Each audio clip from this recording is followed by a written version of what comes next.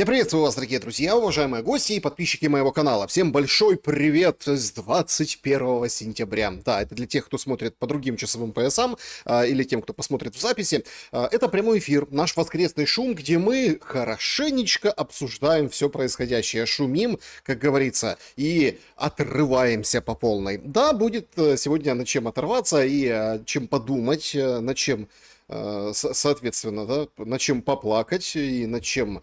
Ну, в общем-то, призадуматься, но в более таком аналитическом ключе. И, конечно, события, которые происходили с нами за последние дни, тоже будем все обсуждать. Формат эфира, как всегда. Главное — это ваши комментарии, главное — это ваша реакция, ну и, конечно, наша игра в города. В самом начале это наш традиционный ритуал. Вы пишете, кто вы, откуда, ну и, соответственно, я называю, а вы ставите лайк. Поэтому милости прошу. Всем большое спасибо, что Нидерланды с нами из Винницы. Здрасте, здрасте, Винница, Уфа шумит. Спасибо большое, значит, за то, что выходите, скажем, Тбилиси тоже пишет, значит, пишут тут шелест, опаздывают, не немец. Да, ребята, все в прямом эфире, сейчас 20:21. Спасибо большое за то, что пишите, кто вы, откуда. Шостка, Гомель, ура, шумим, конечно, шумим, Брест с вами. Ира, привет, поздоровается с кем-то Дим Димыч. Запорожье шелестит, а не шумит, и правильно делает. Луна.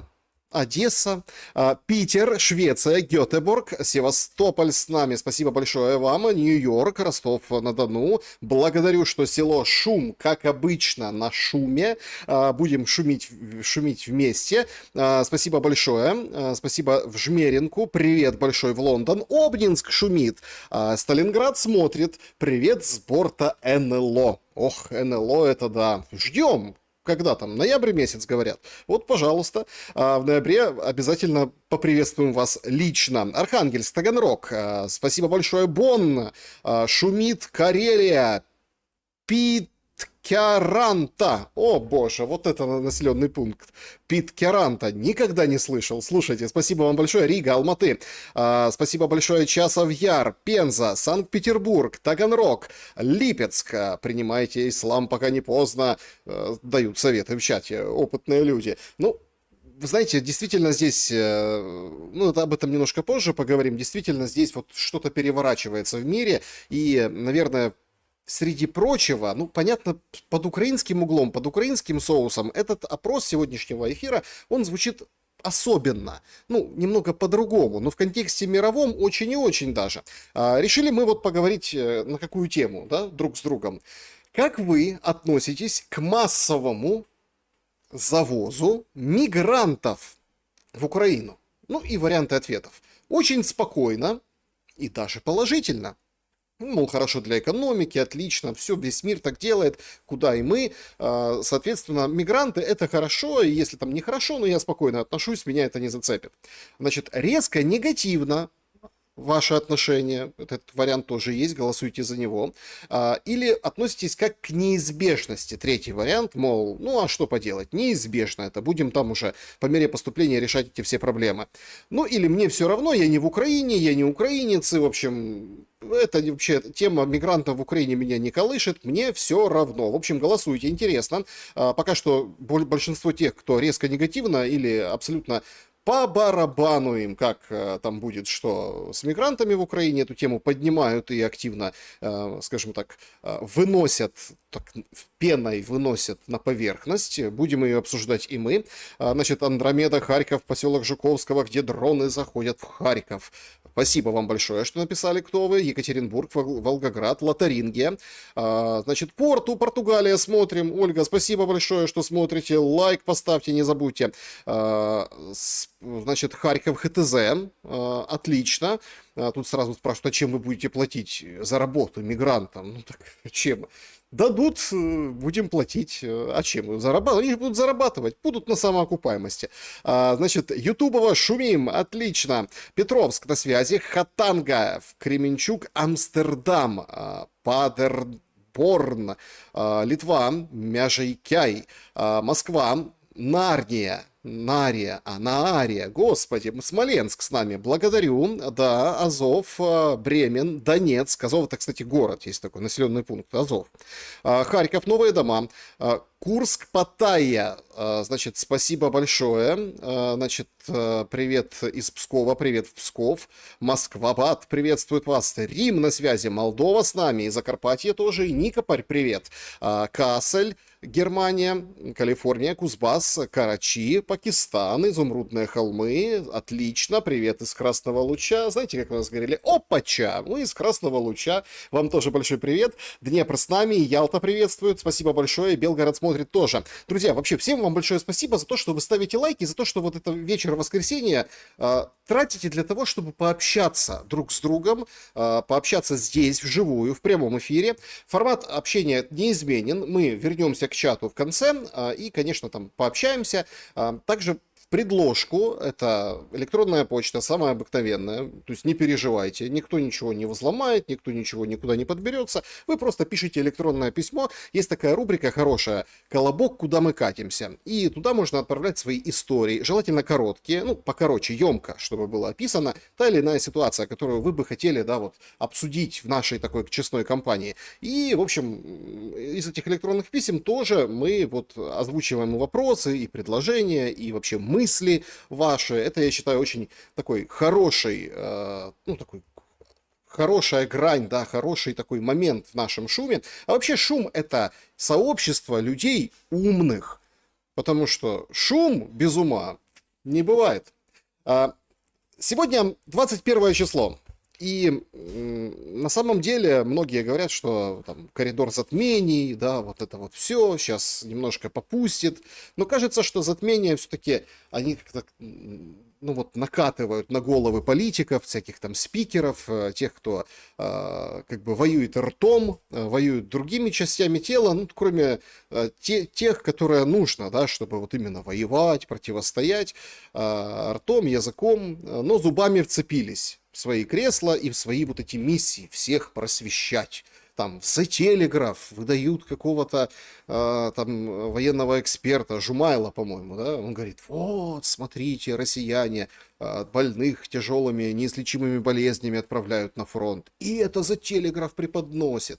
Дальше. Сегодня же очень такая своеобразная дата. Сегодня 3 года, как мобилизация началась в Российской Федерации. Ну как, частичная мобилизация. Продлилось это все дело недолго, но началась ровно 3 года. И масса статей сейчас выходит в западной прессе о том, что, смотрите, 42% уже в земле из тех, кто 3 года назад мобилизовался. А вот смотрите, там столько-то, столько-то, такие-то потери. А вот что там за 3 года, чего они добились. В общем, всяческого мусора полно, аналитического, которое по факту, вот опять-таки, когда вот видите вот этот поток обсуждения какой-то даты, особенно годовщины чего-то, по факту это нужно не для того, чтобы каким-то образом проанализировать ситуацию, например, с личным составом, с мотивированностью, еще с чем-то. Ну да, нам сказали, что 37,5 тысяч за август набрали добровольцы в Российской Федерации на страницах западной прессы, и это, мол, очень мало. А люди, которые немножко больше помнят, не только как там рыбки Гуппи, да, вот это камешка-ракушка, камешек-ракушка, все-все-все, проплыли дальше. Они же, подождите, так были же другие цифры. И вот 37,5 не кажутся маленькими. Получается, нам врали тогда, что набор был еще больше. Так 37,5 в месяц это как бы тоже немало. В общем, начинается опять вот эта свистопляска с цифрами, которая не бьется на результатах на земле, хоть и хорошо так вот приправлена бравадой Зеленского.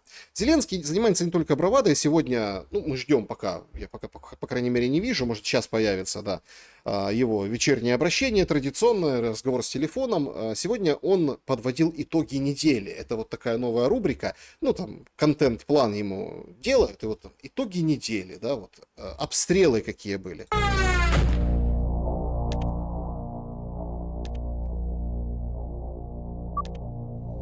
Значит, Харьковский, видите, Киевский регион, там вот. И понятно, что подпись, там жуткая музыка, вот это все клацает, это типа кто-то листает.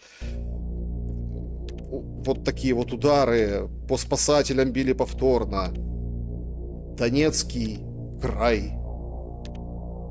в течение недели. Вот какие были тяжелые разрушения. Все документируется, все демонстрируется. Смотрите, машины разрушили. Очень много демонстрирует Зеленский. Это всего за какие-то там 1,5 минутки. Ну, здесь, понятно, немножко ускорено. Днепр. На этой неделе была самая большая, самая массовая атака по Днепропетровской области.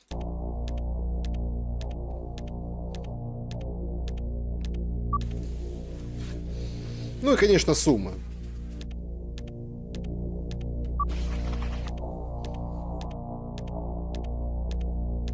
Запорожская область, Николаевская область, в общем, все продолжает атаковать 186 вот этих вот, да, объектов, ударов. Мы нуждаемся в сильной поддержке. То есть это вот как рубрика у него. Но возникает же другой момент. Чем страшнее ты это как бы показываешь, тем больше возникает у людей вопросов: так давай заканчивать. Ну вот давай что-то сделаем для этого. Между тем мы не видим никакого движения Зеленского в сторону окончания войны, только разговоры. То есть разговоры, да, а заканчивать нам нужна большая поддержка. Санкции давай врубай, давай вот это все, Трамп вперед, мы готовы. Ну и Трамп на этой неделе, съездив в Британию, он тоже выдал, вот из свежего последнего, по поводу того, как он остановит Путина и вообще ценой на нефть уб'є війну в Україні. Я виголосив багато промов. Я не брав жодного вихідного. 120 днів. За 120 днів до виборів я не брав відпусток чи вихідних. Зачем он это говорит? Ну, потому что он работает. Вона працює. Был такой политический лозунг. И он так вот это вот несет, что я все время работаю, у меня все на контроле, я держу всех в кулаке. Я працював 120 днів поспіль. Я виступав, проводив мітинги, робив усе можливе. І всі ви чули. Бурити, давай бурити. Ми будемо бурити, давай бурити. Будем бурить. Все слышали. Так от начали бурить. І ми це зробили. Тепер ми видобуваємо вдвічі більше за інших і знижуємо ціни. І ми хочемо, це автоматично зупинить війну Росії проти України ще трохи, і це зупинить війну. Я розчарований Путіним, але вони програють, гине 5 тисяч людей щотижня. Від 5 до 7 тисяч людей гинуть щотижня без причини. Ну как без причины? Причина в том, что войну не остановил Трамп, хоть работает каждый день, бурить начал, а вот бурить, собственно, Зеленского не особенно начал. Ну, в общем, тот как бы посыл, что цена на нефть остановит войну в Украине, очень и очень сомнительный. Да, всю неделю нам рассказывали о каких-то дефицитах, да, на топливо в Российской Федерации. Понятно, что не все хорошо, но вот этой паники и ужаса такого, понятно, что нет. Но это же надо преподнести грамотно. Вот, сейчас цену на нефть мы обрушим, санкции Урсула 19-й пакет презентовала, хотя люди, как бы те, которые смотрят на пропагандистское действие Евросоюза, да, что вот молодцы, 19-й пакет, и Зеленский в Sky News говорил, Европа 19 пакетов, а ты, мол, Трамп, ничего не делаешь. И Трамп говорит, не, я бурю, добываю, и, в общем, что ты от меня хочешь? Что ты от меня хочешь, так называемый цивилизованный Запад? Я бурю, качаю нефть, тем самым понижаю. Низкая нефть, нет войне, все. Дальше оружие. Платите, мы отправим. То есть вот такая позиция. А вот эти все приправки, там, Путин меня разочаровал, я там Путиным недоволен, это все это в пользу бедных. По сути, мы видим, что делают Соединенные Штаты Америки и как пытается делать что-то Европа. Но по действиям Европы видно, что они никак не могут против Индии и против Китая ввести санкции. Вот эти 100% пошлины за то, что они там покупают российскую нефть. Этого не получилось. Можно сколь угодно играть с этими активами, 300 миллиардов туда-сюда, проценты, репарационные кредиты, но по факту ничего не получится, потому что Трамп выдвинул условия, которые не потянет Евросоюз, в котором внутри зреет очень серьезная драчка и противостояние.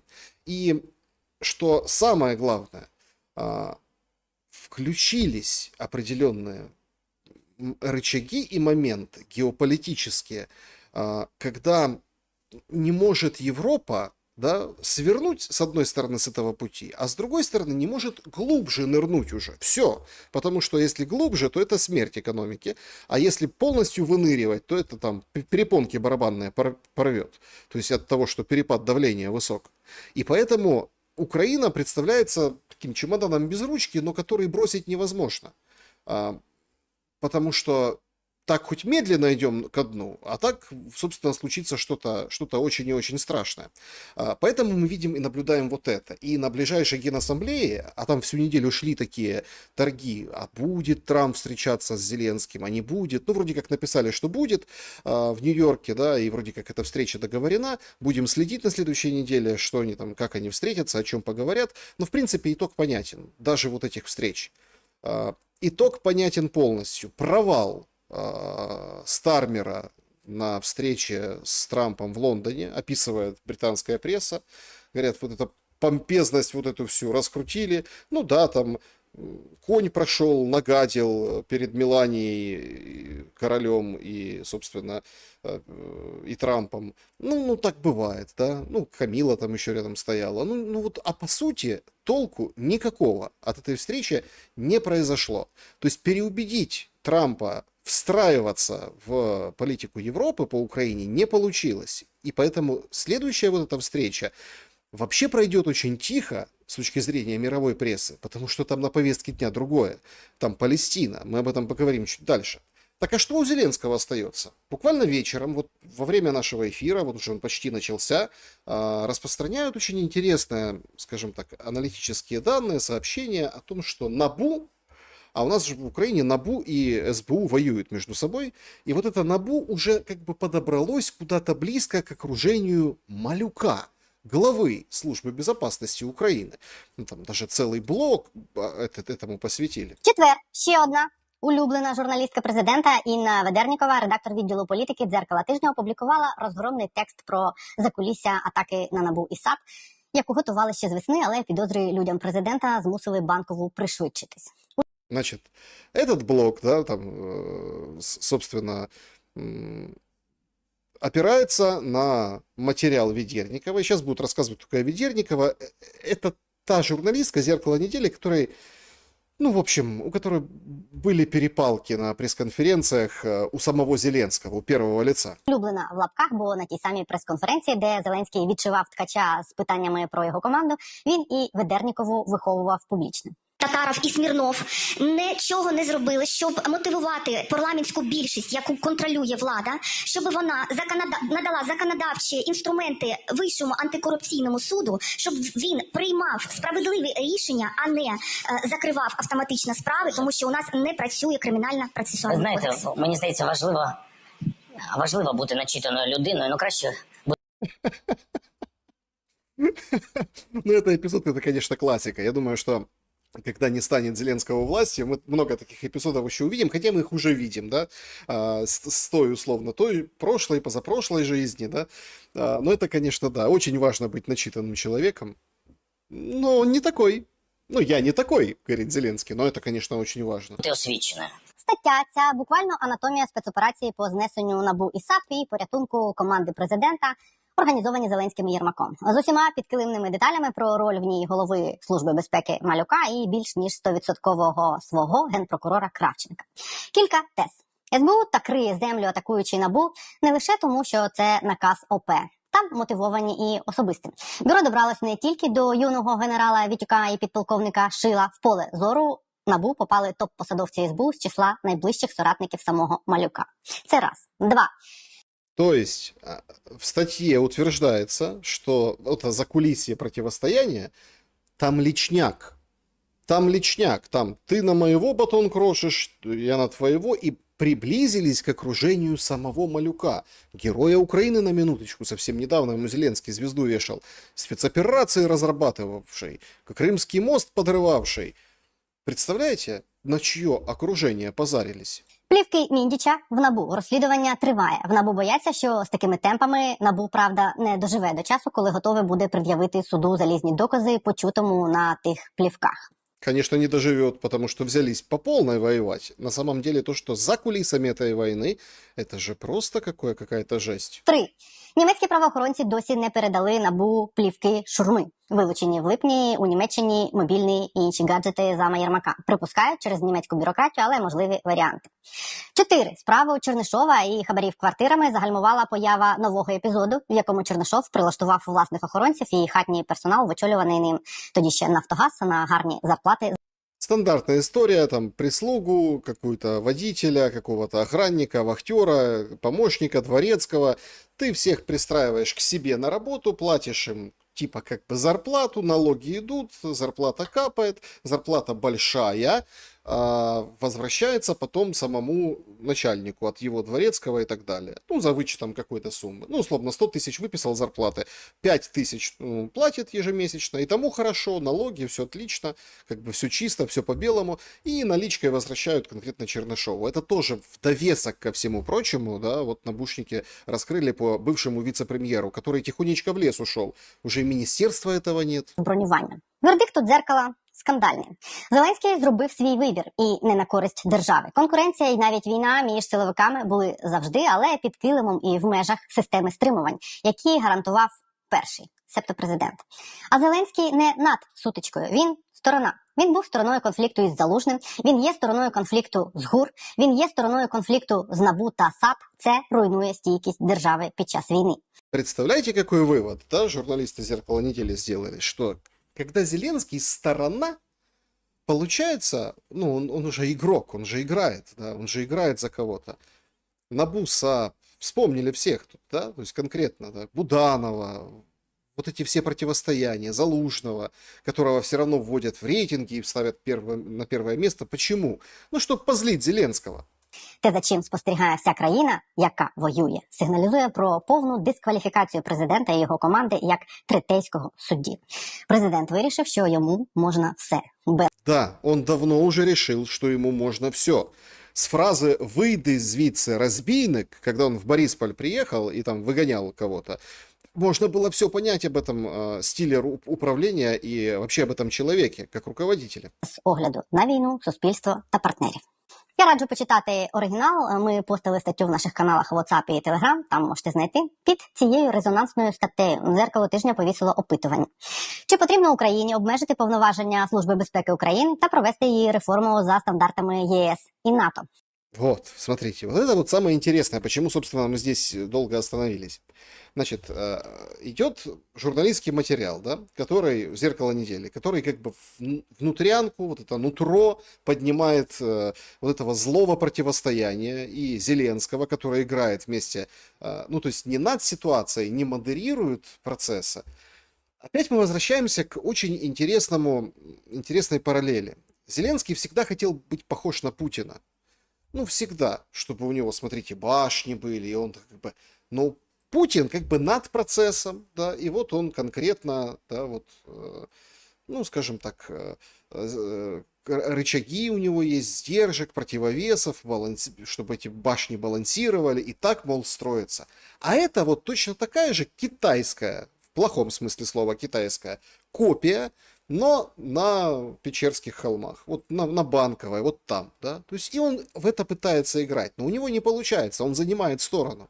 И получается, что государство не функционирует, а как бы, ну, все упирается в самодурство, потому что не получается так руководить, как, ну, собственно, там, Макиавелли, да, вот это все, разделяй и властвуй, это все красиво. Нет, Зеленский не такой. У него есть две команды КВН. Ну, там, например, там, условно, домашнее задание. Да. Одна команда показывает домашнее задание, и вторая команда. А он не над ситуацией. Он играет за команду СБУ, ну а теперь вот домашнее задание у команды НАБУ, которая и пленки с его голосом Зеленского имеет, и ряд других очень интересных подробностей. Ну и, конечно, полный международный провал. Ну, когда мы говорим про Шурму, бывшего зама Ермака, и немцев. С нардепом Христенко и Эмиратами получилось. З-поміж майже 7 сотень проголосувавших 90% відповіли «так, це ключ до верховенства права». Но насколько беззубо хоть и с претензией на какой-то интеллект, ведет себя издание. Публикует вот этот вот материал «Разгром», а потом говорит, как вы считаете, аудитория, что делать? Надо, все голосуют, конечно, надо реформировать СБУ, ограничить его влияние всецело, и, в общем, по стандартам ЕС и НАТО, чтобы оно функционировало. Ага, сейчас! Президент играет на их стороне, на их поле. Вы о чем? Зараз, а не після війни. То есть, вы понимаете, вот это то, что называют вот этой свободой слова. Ну, или попытками, да, какой-то свободы слова. Понятно, что НАБУ очень нужны какие-то люди, которые там будут их поддерживать. НАБУ плоть от плоти, вот это соросовское гнездо, вот эти все, скажем так, моменты, но у них есть реальный компромат на реальную власть в этой стране. А реальная власть в Украине, СБУ, ну, понятно, менты, короче, Зеленский. Да? И вот есть у НАБУ то, что может его, ну, как бы не низвести. Но у них не получается. Они не могут. Потому что, ну, там, руководители, понятно, свои, уже там переставляли. Понятно, что, чтобы вызвать общественный резонанс, нужны четкие и конкретные сливы, конкретные вбросы. То есть не вот это вот, что переписало там «Зеркало недели», причем уважаемое издание, там, Ведерникова, все, молодцы. А вот конкретное, вот такое что-то, что как бы чего не достать, да, другим или не увидеть. Но НАБУ не сливает эту информацию. Детективы, в принципе, могут поиграть, потому что точечно же бьют по ним. Там с отцом посадили Магомед Расулова, детектива, который конкретно писал вот эту квартиру Миндича. То есть они не могут, потому что они действуют не структурно, а децентрализованно, как, в принципе, ну, для того, чтобы преступников ловить, надо начальнику особо шибко не подчиняться. И о каждом своем шаге, чтобы не было утечек, не докладывать. Ну, такой принцип. Принцип вроде как правильный, чтобы работало все. Но получается и обратиться этим детективам не к кому. Начальство перекупили. СМИ остались только вот такие полусоросовские, какие-то вражеские, непонятно кто. Западные СМИ. А тут вопрос, интересно ли им это, ввиду геополитической ситуации. В общем, наблюдаем, как будут топить Зеленского. Я думаю, что вот это, на этой неделе материал «Зеркало недели» — это только прелюдия. На следующей неделе мы должны увидеть много нового по этому вопросу. И, ну, если подобрались уже к ближайшим Малюка, то будет ярко. Должно быть ярко. Вместе с тем, сегодня очень ярко было другое. Это по поводу реформ, да. Буквально вот на этой неделе проголосовали очень интересный законопроект, когда все реестры, все абсолютно, сводятся в один. То есть ты конкретно можешь зайти в один реестр, нажать там условно на человека, найти его в базе данных, и тебе вывалится все. Вплоть там, я не знаю, до каких-то справок из поликлиники. То есть все объединили в один реестр. И о человеке можно узнать абсолютно все. Родственные, все на свете. И вот только это проголосовали, все, конечно, так развели руками, сказали: здрасте, приехали. Ну, то есть вообще ничьи данные не защищены. То есть человек, который там, не знаю, там, женился, например, или чего-то покупал, или через нотариуса что-то оформлял, он как бы понимал, что эти сведения лежат вот здесь, в этой базе. А они объединили все в одну, и теперь можно любого человека посмотреть, прям просканировать все, что у него было, не было, что купил, какие налоги заплатил, и так далее, и так далее.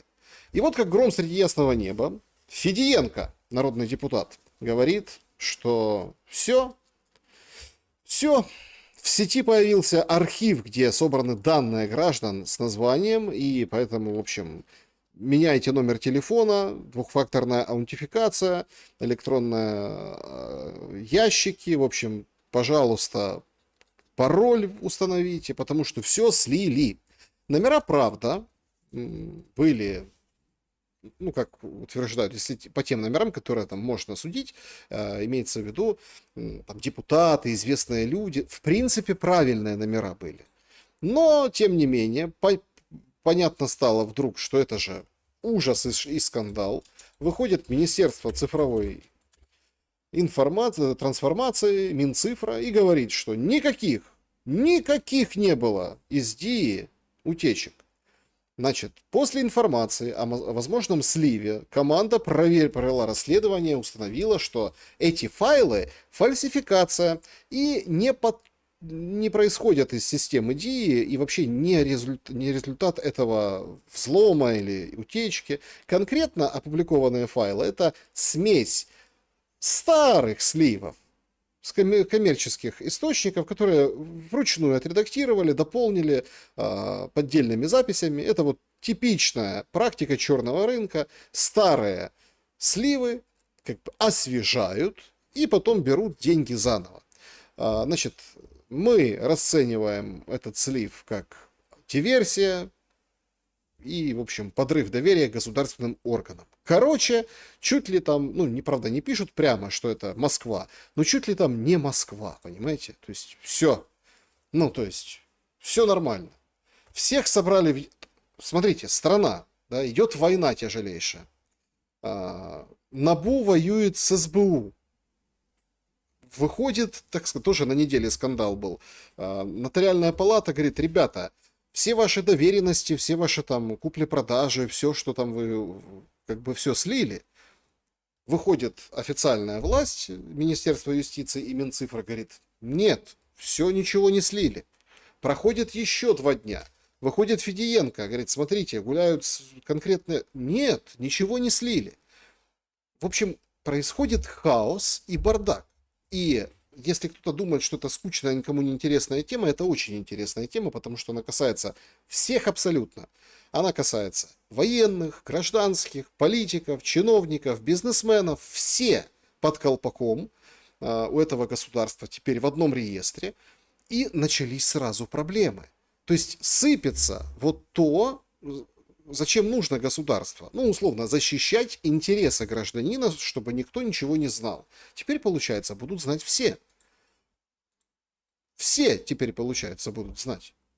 И получается очень нехорошая обстановка внутри, которую, как вот, знаете, такой оксюморон, разбавляют немножко приехавшие хасиды. Завтра еврейский Новый год, празднование начинается. И вот они немножко, они чуть-чуть вот веселят всех. Супер, супер, молодец, да.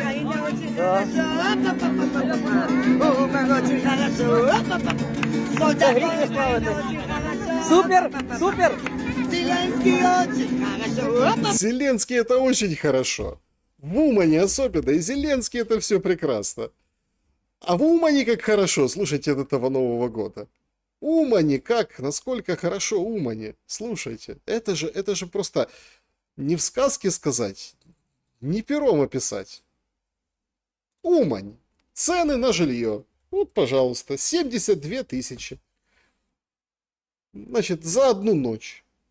У них там клондайк. Ну, вы видите, какой ремонт, как там все как бы благоустроено. Все, конечно, за одну ночь 72 тысячи. Это прекрасно.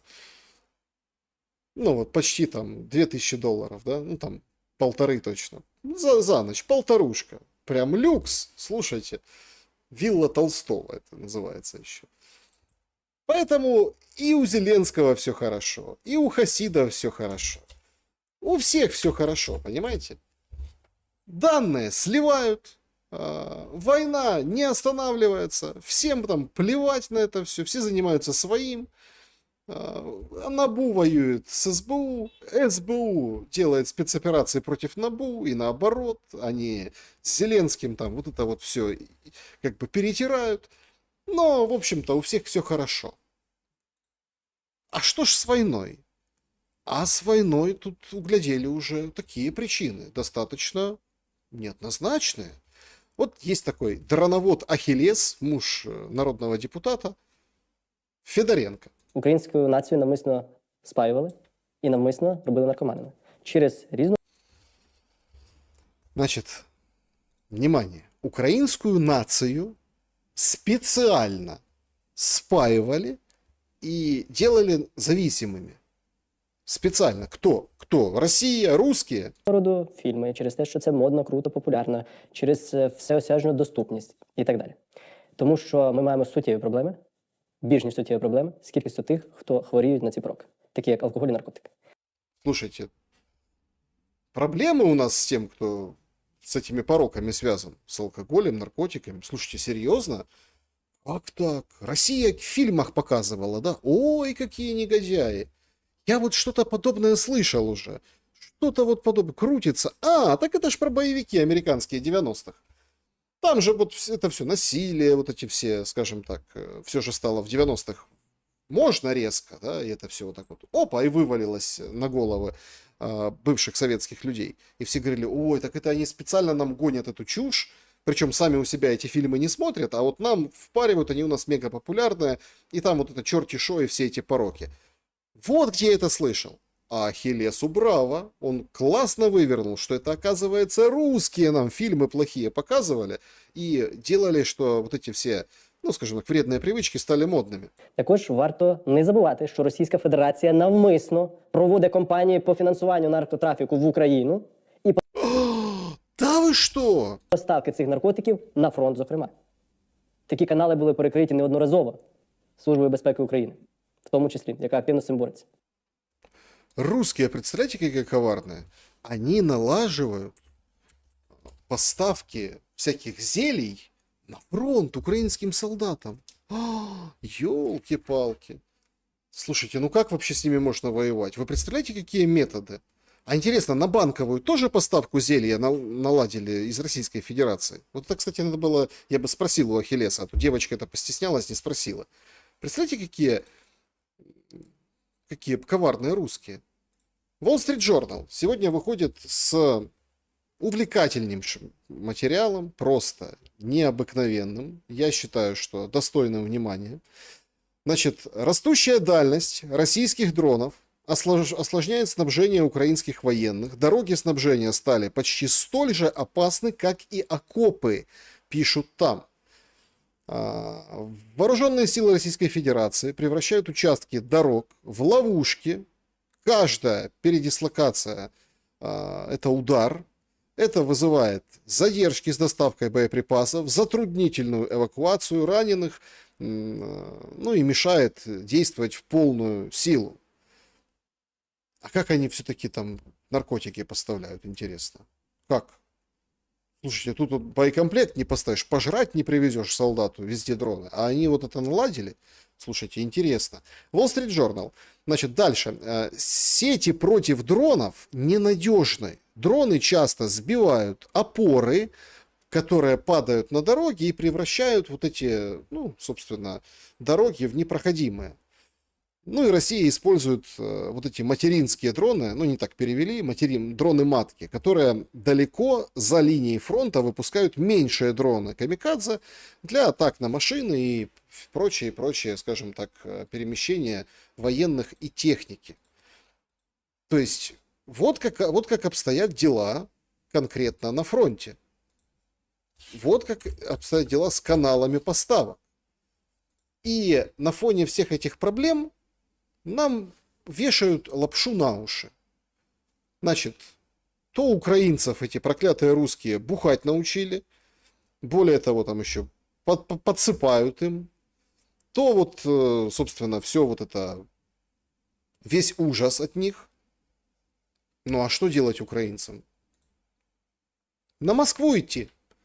Проснулся Ющенко і видав. Ми знаходимося в ситуації, коли ми по-різному читаємо, що таке перемога. Хтось каже, та залишайте лінію так, як вона є, і то дякуйте Богу. А я не хочу так залишати. Я не можу так залишати. Знаєте, це моїм вибором ніколи не буде. Хтось згодиться зі мною, не згодиться, вибачте. Я вже в такому віці, що можу говорити, в мене є своя уява, я дію, на мій погляд, морально, у відповідності до інтересів моєї нації. Значит, смотрите, вот это вот очень интересно. Вот понаблюдать вообще за ходом мысли. Говорит, значит, я не соглашусь. Ну, вот, допустим, границы 91-го года и все, типа, победили. Я даже вот с этим не соглашусь. Вы там можете меня осуждать, говорит Ющенко. Но я не согласен. Я действую в интересах нации. Нации. ту, которую там русские споили и пороками замучили. Ахиллес говорит, а Ющенко говорит, я в ее интересах. И говорит такую фразу: я уже не в том возрасте. Владимир Андреевич, Виктор Андреевич, нормально все. Виктор Андреевич, нормально все. Верховная Рада разрешила контракты 60+. Пожалуйста, как раз в том самом бодром возрасте, когда можно не согласиться с там, границами 91-го года и вообще не согласиться вот с этими итогами войны. Хтось каже, давайте до хутора Михайловського. А я кажу, і все? І ви рахуєте, якщо ви ходите на кордон 91-го року, ви чесно даєте відповідь на формулу перемоги? Ви лукавите. Ви насправді найбільшу проблему залишаєте своїм дітям і онукам. Каким детям и каким внукам? Вот это вот тоже очень такой, знаете, вопрос, который меня мучает. Они все говорят о детях, о внуках, какие-то проблемы, которые мы им оставляем. То есть, если раньше взрослые, давайте я так возьмем, взрослые дети, я не буду там Ющенко, там внуки, вот взрослые дети. Если раньше взрослые старались делать все, чтобы детей оградить от насилия, от каких-то ужасных вещей, вот этих событий, вот этой войны дурацкой, нам, вот, понимаете, перевернули мозг. Даже этому старому, после там диоксина, что ему там спецслужбы кололи, помните эту всю историю? Кто-то говорил, операцию неудачно сделал, а кто говорит, российские спецслужбы его отравили. Поэтому лицо у него было такое во время вот этих всех баталий с Януковичем, до его третьего тура и президентства. Все говорили о том, что надо сделать так, чтобы дети не находились на войне, чтобы не знали этой войны. А нам говорят, надо, чтобы знали, надо, чтобы умели, надо, чтобы воевали, но мы не хотим оставлять, мол, войну этим детям. Поэтому что? На Москву? На Москву. То на Москву? На Москву. На Москву. Москву, да, я уточнил. Это хорошо, что он решил уточнить. А теперь вот послушайте, что он уточнит. Легше про що говорити сьогодні можна. Ні одна людина світу, ні одна національність, ні одна держава не може бути жити спокійно в сенсі своєї безпеки, доки існує московський путінський режим. Вот так вот.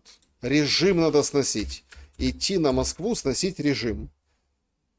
Вы понимаете, что мы так доиграемся вообще до какого-то вообще маразма? То есть, что вот, смотрите, какая вот мотивация, да, вот человека воевать? Действительно, в свое время там еще и генерал Лебедь говорил правильно, что приходит человек с работы, а у него вместо дома воронка, там его дети, семья, он становится зверем, ему куда податься, да, у него все как бы жизнь с чистого листа, такие люди берут действительно автомат, идут воевать. Ну вот так, да, то есть. И вот мотивация этого человека, она вот примерно схожа, то есть ему все равно. Граница, не граница, ему нужно вот идти мстить. Это мотивация мести, да, вот мести. Но с другой стороны, нам же что вкладывает сейчас вот этот нарратив? Мы должны идти на Москву, чтобы там менять режим. Соответственно, если накладывать на вот эту мудрейшую мысль от Ющенко, в кавычках, на то, что там Зеленский там какие нарративы разбрасывает в последнее время, о том, что пока Путин не оккупировал всю Украину, мы вроде как победили, да, то есть вот чем завлечь людей на фронт, да, чем? Местью? Чем? На Москву надо идти, режим менять. То есть то, что мы сейчас откатываемся назад, отступаем, тяжелейшие карманы, просто котлы. Причем мне так интересно, вот когда наши украинские военные эксперты говорят, так это не мы в котлах, это они в котлах. Это типа не наши котлы, это их котлы. Ну, в смысле, они попадают в котлы. Я с таким интересом это наблюдаю и читаю. Слушайте, это русские в котлы, это везде. Вы думаете, хорошо у них там в Покровске, в Купянске? Не, это мы их в котел заманиваем. Это все котлы. Знаете зачем? Чтоб всех перебить и пойти на Москву Путина свергать. Вот такая вот мотивация. Вот в Харькове, например. Для этого сегодня вот искали мотивированного бойца. А сейчас что происходит? Можно его поднять просто и все?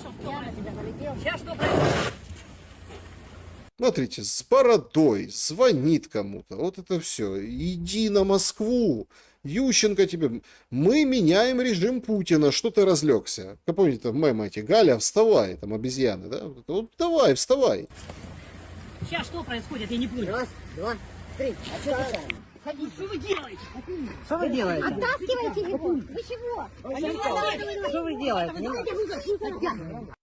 Вот это я понимаю. Бодикамеры, кодекс чести ТЦКшника. Схватил за капюшон и сует его, ломает шею, давит на глаза и, так сказать, вот это пытается вгвоздить его в автомобиль. Зачем это делаете? Ты что, ты голову сейчас сломаешь? Да, шея. Ну, а какая шея? Ну, вроде как по этому конкретному случаю говорят, что вроде как кое-как отбили вот этого рыжебородого харьковчанина, который не хочет идти на Москву менять режим Путина. И в Чернигове вот тоже, представляете, тоже не хочет.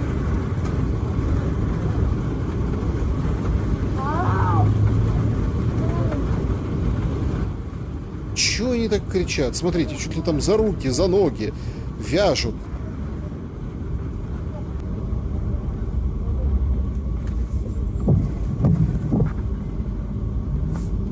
И смотрите их сколько. Раз, два, три, четыре.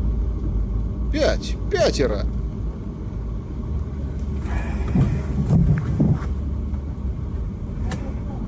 Дождь вот это.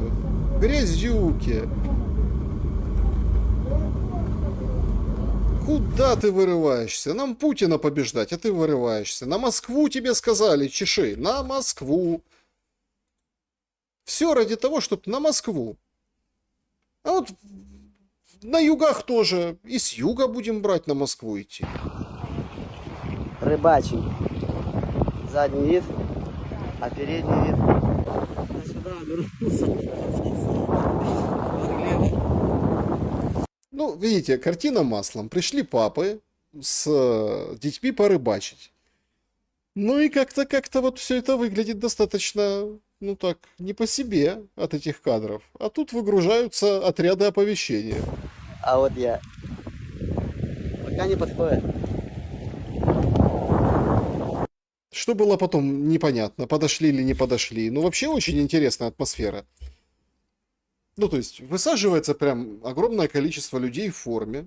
Да? Тут вот и папочки такие со своими сыночками, там, бычка ловят, например, да? Ну так, все, рыбалка стала. Вообще, вся страна стала. Потому что внезапно по украинскому телевидению даже дошло, что из-за этих действий, ну, этих отъявленных ловцов мяса на борьбу с Путиным, даже восстановить не могут то, что Путин разрушил там, ракетами, дронами. Представляете? Втім, є тривожні сигнали. Роботи можуть затягнутися. Причина проста – нестача робочих рук. Затягуватися воно буде по-любому, тому що вони хочуть до холодів зробити коробку і законсервувати будинок, зробити покрівлю, утеплити його, але внутрішні роботи не встигнуть, хлопці. Не встигнуть, тому що війна, тому що ТЦК забирає робітників, а підрядник не може вибити і влада не може вибити бронь. В планах, що я ще буду на комісії в Київміськраді, це все підіймати, коли будуть, там повинна бути комісія по термінам відбудови, тому що є будинки, у котрих був приліт ще в 23-му році, і там нічого. Внимание! В 23-м году город Киев. Это не какая-то глухома, не глубинка. Это не какие-то там провинциальные, там, не знаю, небольшие города. Это даже там не какие-то областные центры. Там, это город Киев. С 23-го года было попадание, а они не могут отремонтировать даже некоторые объекты за целых 2 года, потому что ТЦК.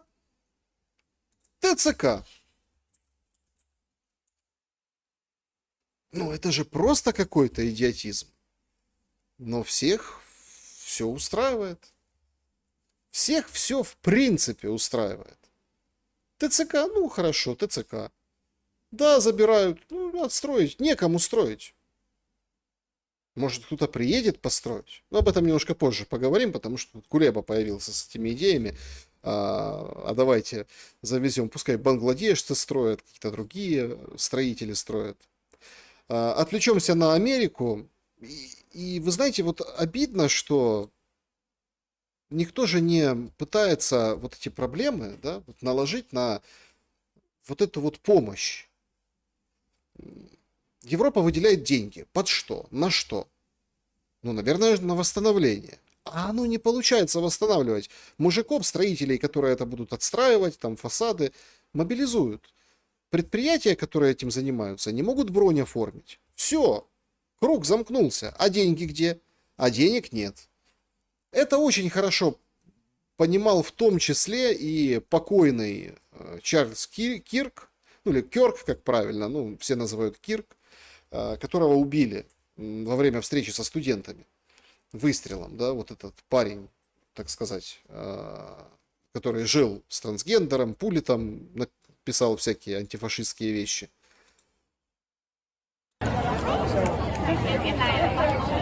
Это Глендейл, Аризона.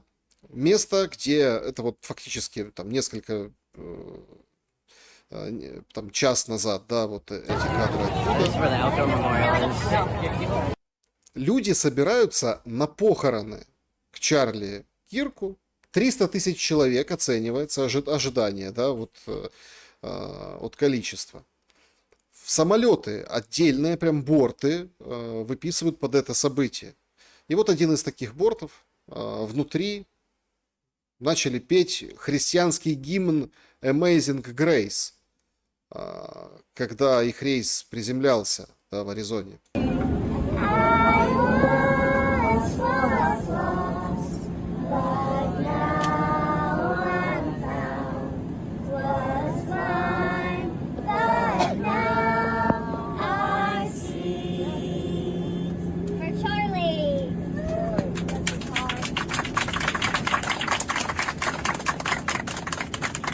В общем, событие такого масштаба достаточно большого. Ожидается, что и Трамп будет на похоронах. Понятно, будет Венс на похоронах.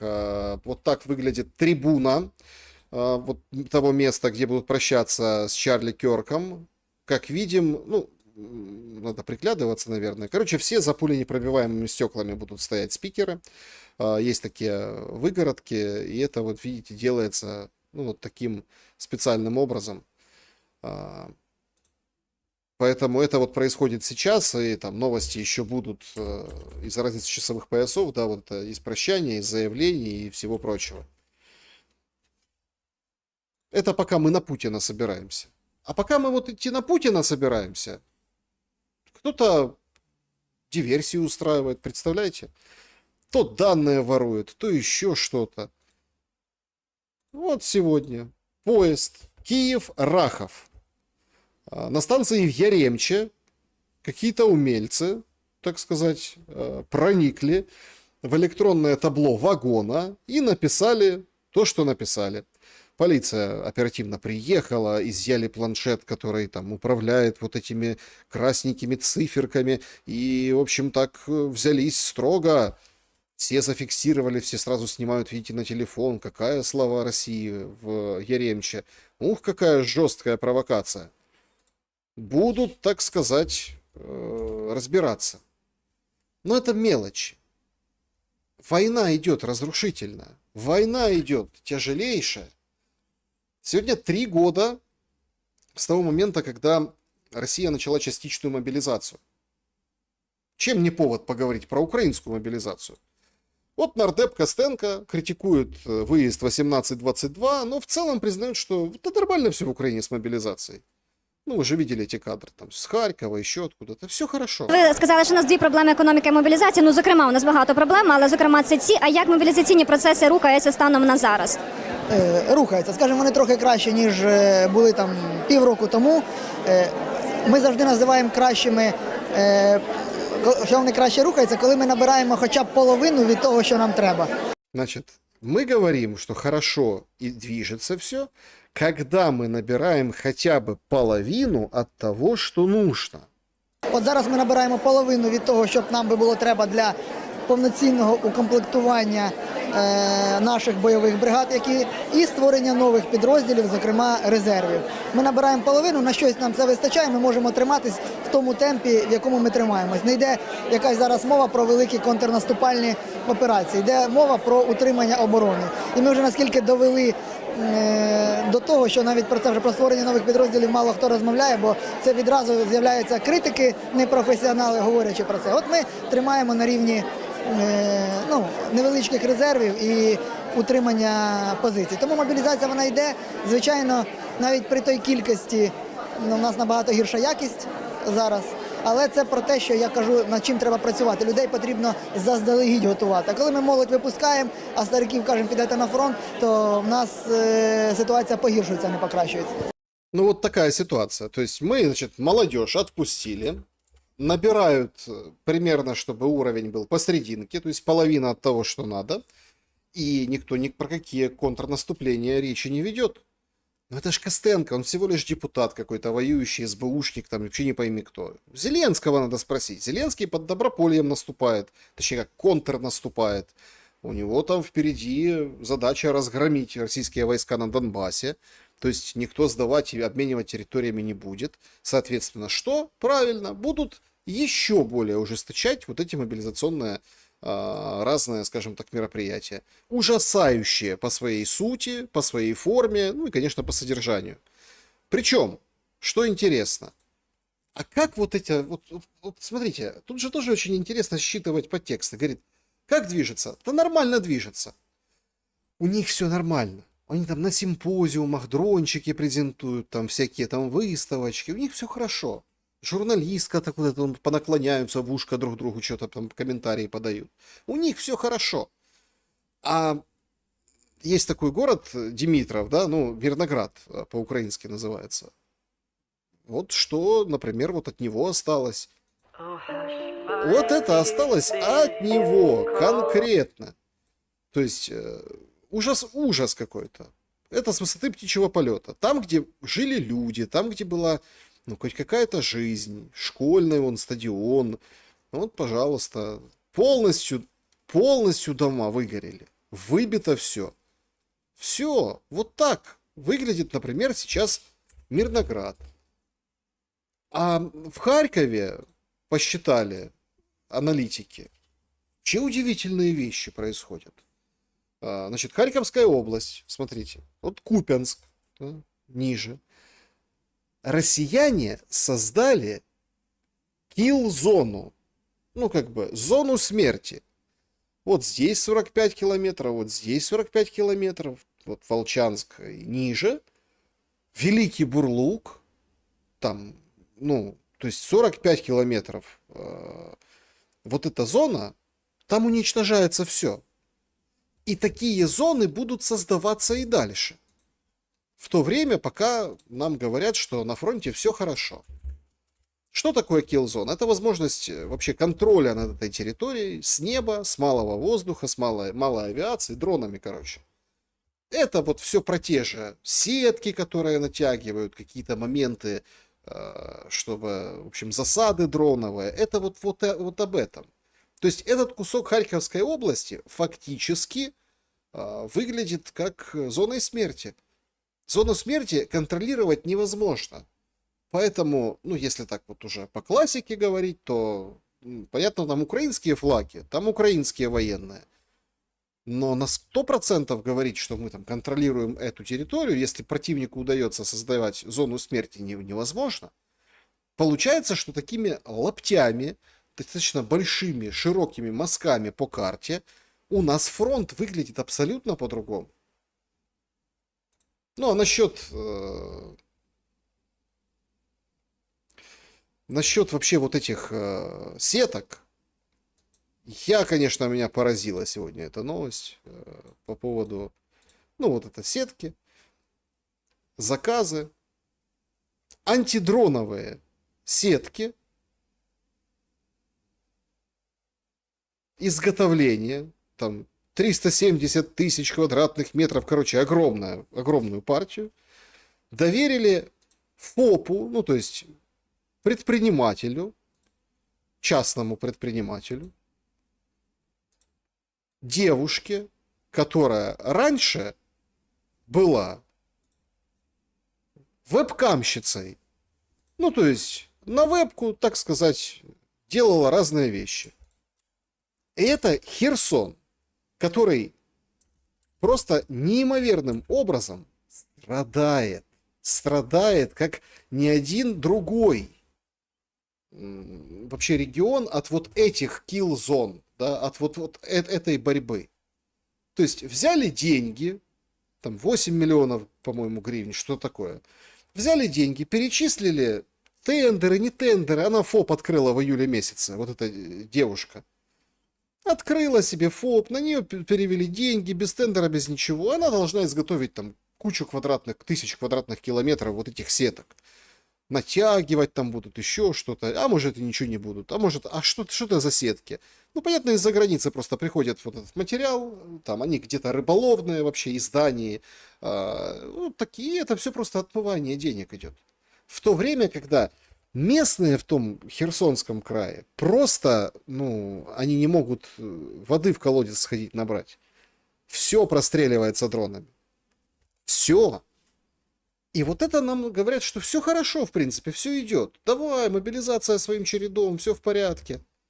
До некоторых военных, правда, доходить начало, що схем как-то слишком много. Йдеш, все переповнене, всі там довідки, чи інвалід, чи справочка, чи там якийсь там співробітник якогось там підрозділа 34-го департамента ГУРа і так далі. І, звісно ж, фірми знайшли собі метод бронювання. Ось там Запоріжжя чувака призвали, дали йому 50 гривень, взяли на роботу, його в ТЦК віддали, тут і забронювали вже місто одне. Схем багато. Много схем. Прислали чувака, 50 дали, тут отдали, в ТЦК все порешали, все нормально. А это вот этих тягают за руки, за ноги, с унижением человеческого достоинства. Потому что они не в схеме, они в стороне от схемы. Они где-то там. А этих можно потягать. А тут можно порешать. Красиво. А для всех, для плебса, да, и отношение к нему такое. Вот Стерненко утречком сегодня всех порадовал. Говорит, если у вас сегодня воскресенье, утро, это означает, что нужно заплатить налог на священный русорез. Короче, у него уже на русорез это налог, священный он, этот налог. То есть, ну, как бы все в порядке. Поэтому они говорят, все у них нормально. Все нормально и все как бы хорошо.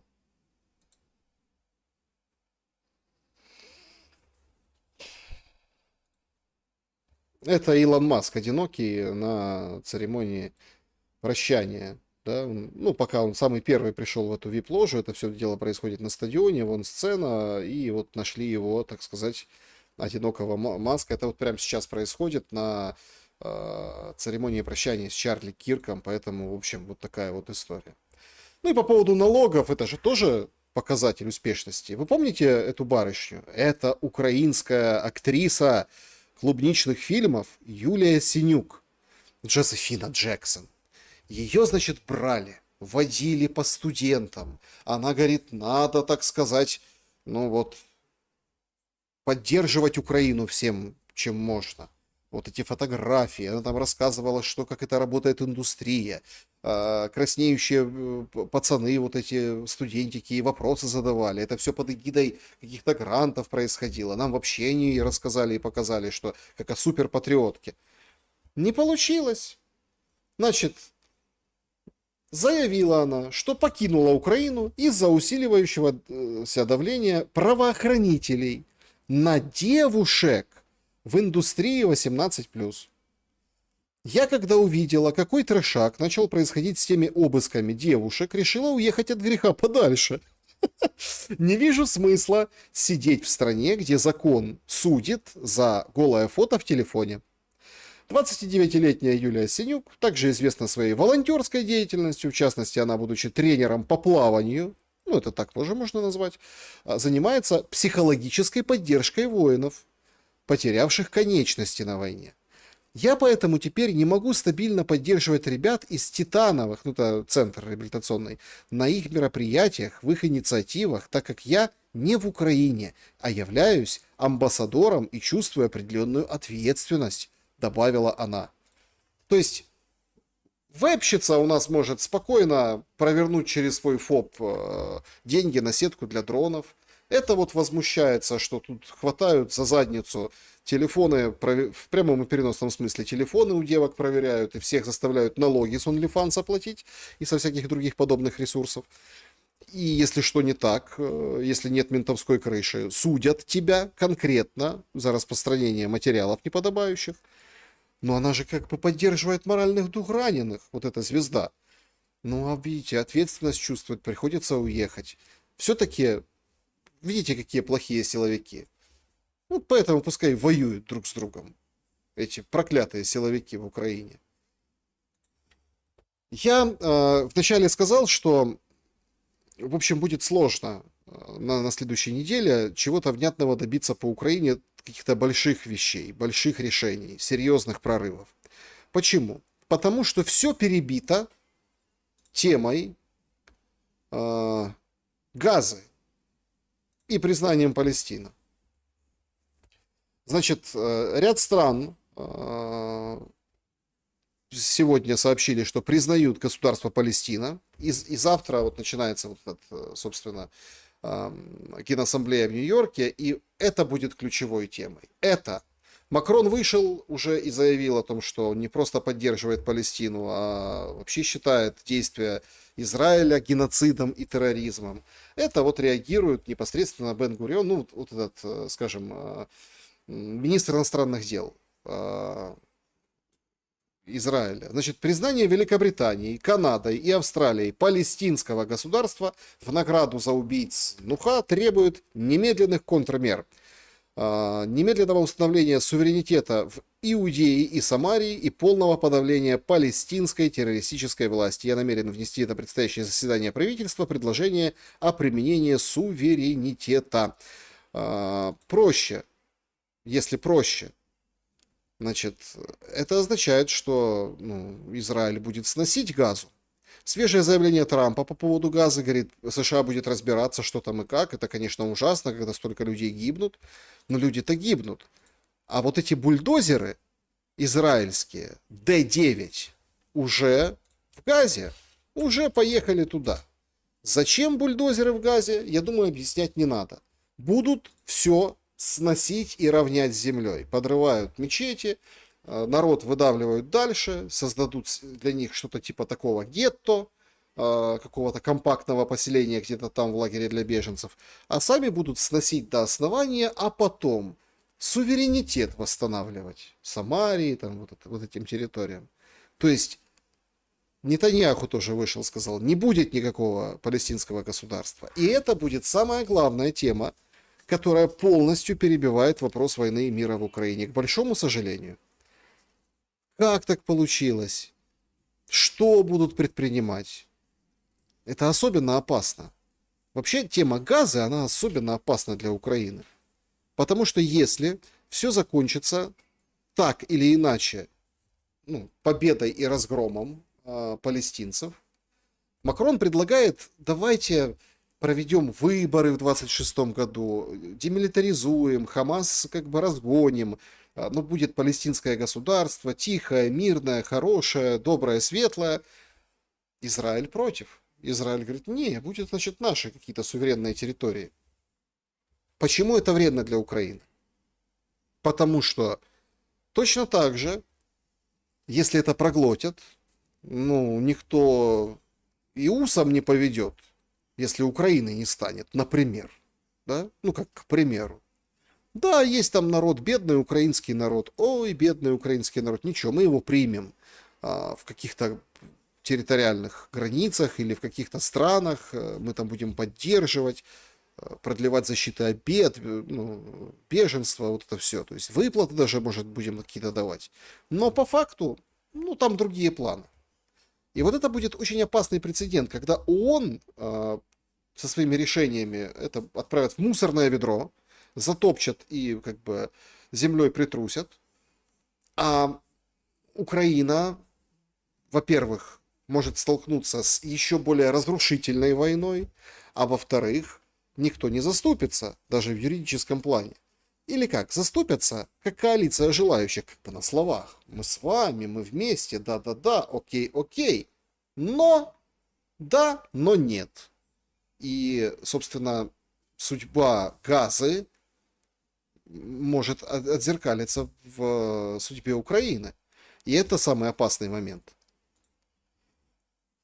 Смешно, конечно, наблюдать, как такие мыслители, которые нам, вот там, Ющенко говорит, на Москву надо идти, да? А другой деятель, бывший министр иностранных дел, нам что говорил? Надо брать лопаты и с лопатами воевать, до последнего будем сражаться. У него тут казус произошел. Тут же его сожительница, так сказать, вышла в эфир, там, в Инстаграме, говорит, слушайте, не верят, что ты в Украине, любимый. Коханий, а як ти можеш довести, що ти в Києві?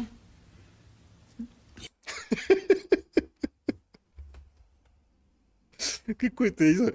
Любимый, как ты можешь доказать, что ты в Киеве? Слушайте, как доказывать будет. Я? Ну, да, мені там боти пишуть, що ти не в Києві. Я в Києві.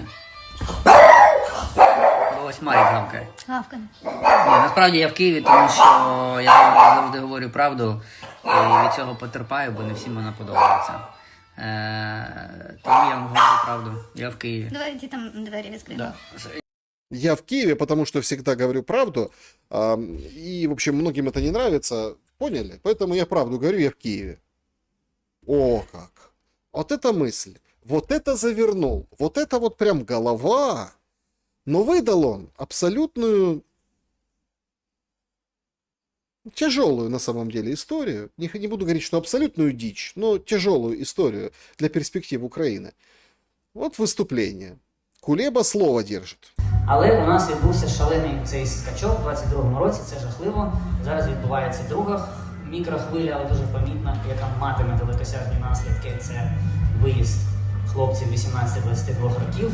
Треба говорити про це відверто. Я розумію, що для людей це добре, питань нема, але для держави це погано. Это он рассуждает о демократии. Говорит, скачок был в 22-м, понятно, а сейчас новый скачок 18-22. Он говорит, я понимаю, что для людей это хорошо, но для государства это плохо. На рівні якби філософському, безумовно, чим більше, і життєвому, чим більше людей залишають свою країну, тим гірше для країни. Тим більше, що у нас залишиться дуже багато стареньких людей, скажімо так, непродуктивних. Значит, молодые уезжают, а остаются старенькие и непродуктивные люди.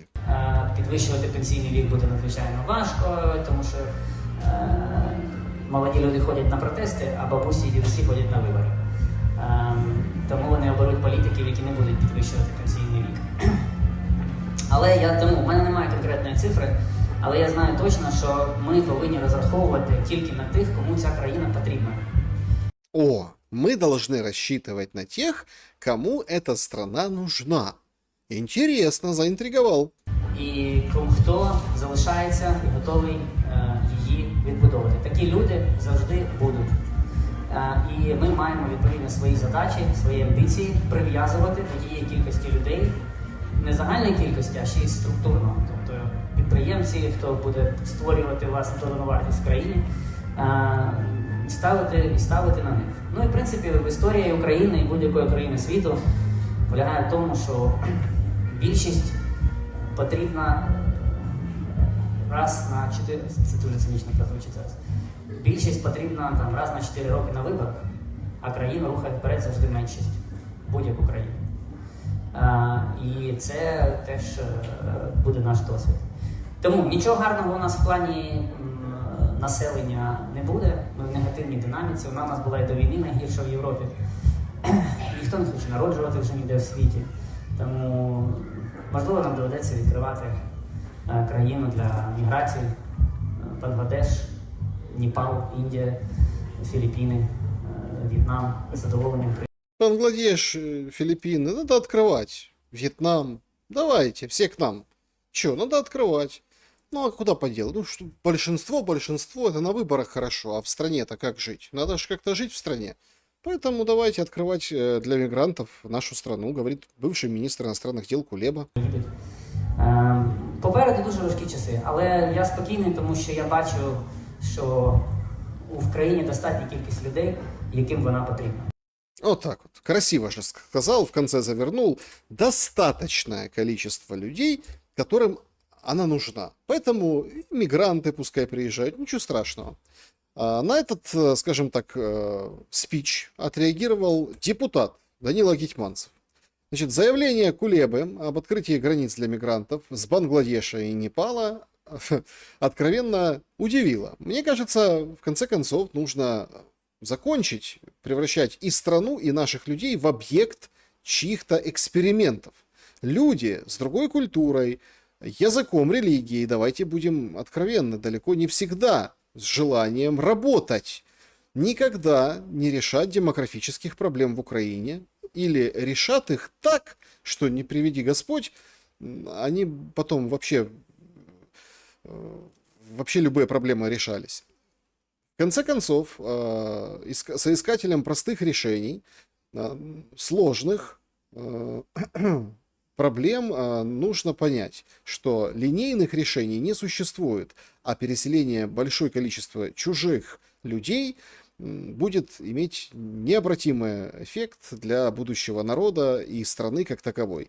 Уверен, нам следует сосредоточиться на старом, на устойчивом мире, восстановлении и возвращении наших людей домой. И это действительно еще более сложный путь, чем тот, что говорит Кулеба. Короче, Гетманцев против, чтобы завозить мигрантов. О чем он вообще пишет? Да? О чем тогда какие-то там люди, там чего-то где-то? Да потому что это тренд. Вот пока все как бы обласкивают, там, языком облизывают вот этот, скажем так, эту мороженку тренда о том, что как же, у нас же экономика, надо открывать границы для мигрантов, пускай приезжают. Тренд уже меняется. Вот мигранты во французском автобусе начали как бы цепляться к девушке.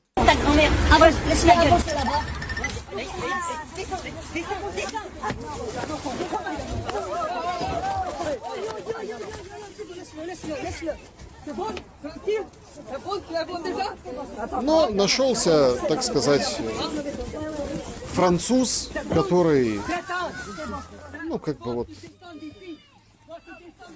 который вступился за эту девушку и, в общем-то, вытолкал из автобуса вот этого человека. Это Франция, сегодняшняя Франция. А это сегодняшняя Гаага. Помните, Гаага, вот вам Гаага.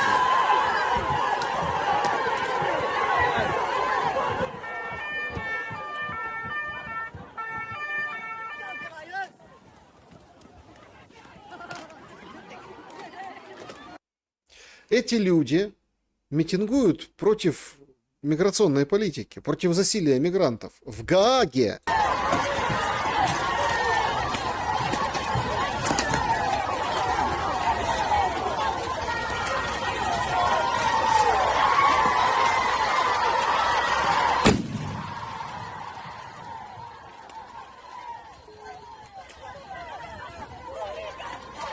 Ну, прям настоящая бойня. И это тема как раз этих мигрантов, которых предлагает Кулеба завозить.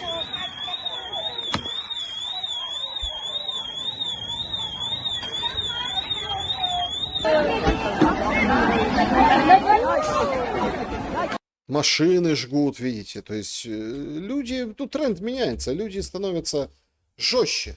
Люди становятся, ну, как принципиальнее. В смысле вы тут для мигрантов открываете все двери, а мы здесь кто, получается? Ну, все, конечно, вспоминают в связи с вот этим Кулеба и с этими всеми событиями вот эту фразу «Пам'ятай чужинець, тут господарь українець». Вот вам и ответ. Как это будет выглядеть у нас?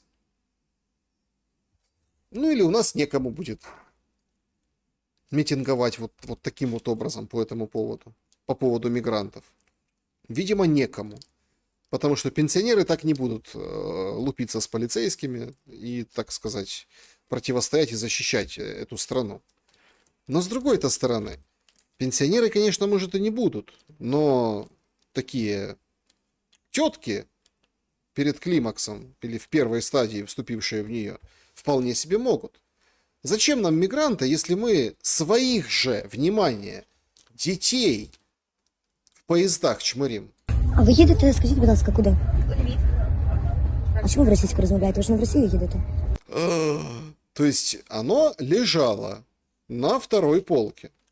Включила телефон и давай к детям цеплять. Это дети там.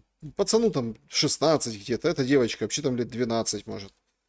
Ну там 13. Молодежь, подростки. Говорит, а вы куда едете? В Львов? А что ж вы по-русски разговариваете? А тут україномовні люди, це неприємно чути. Здесь украинскоязычные люди, это неприятно слышать. Украинскоязычному человеку это неприятно слышать.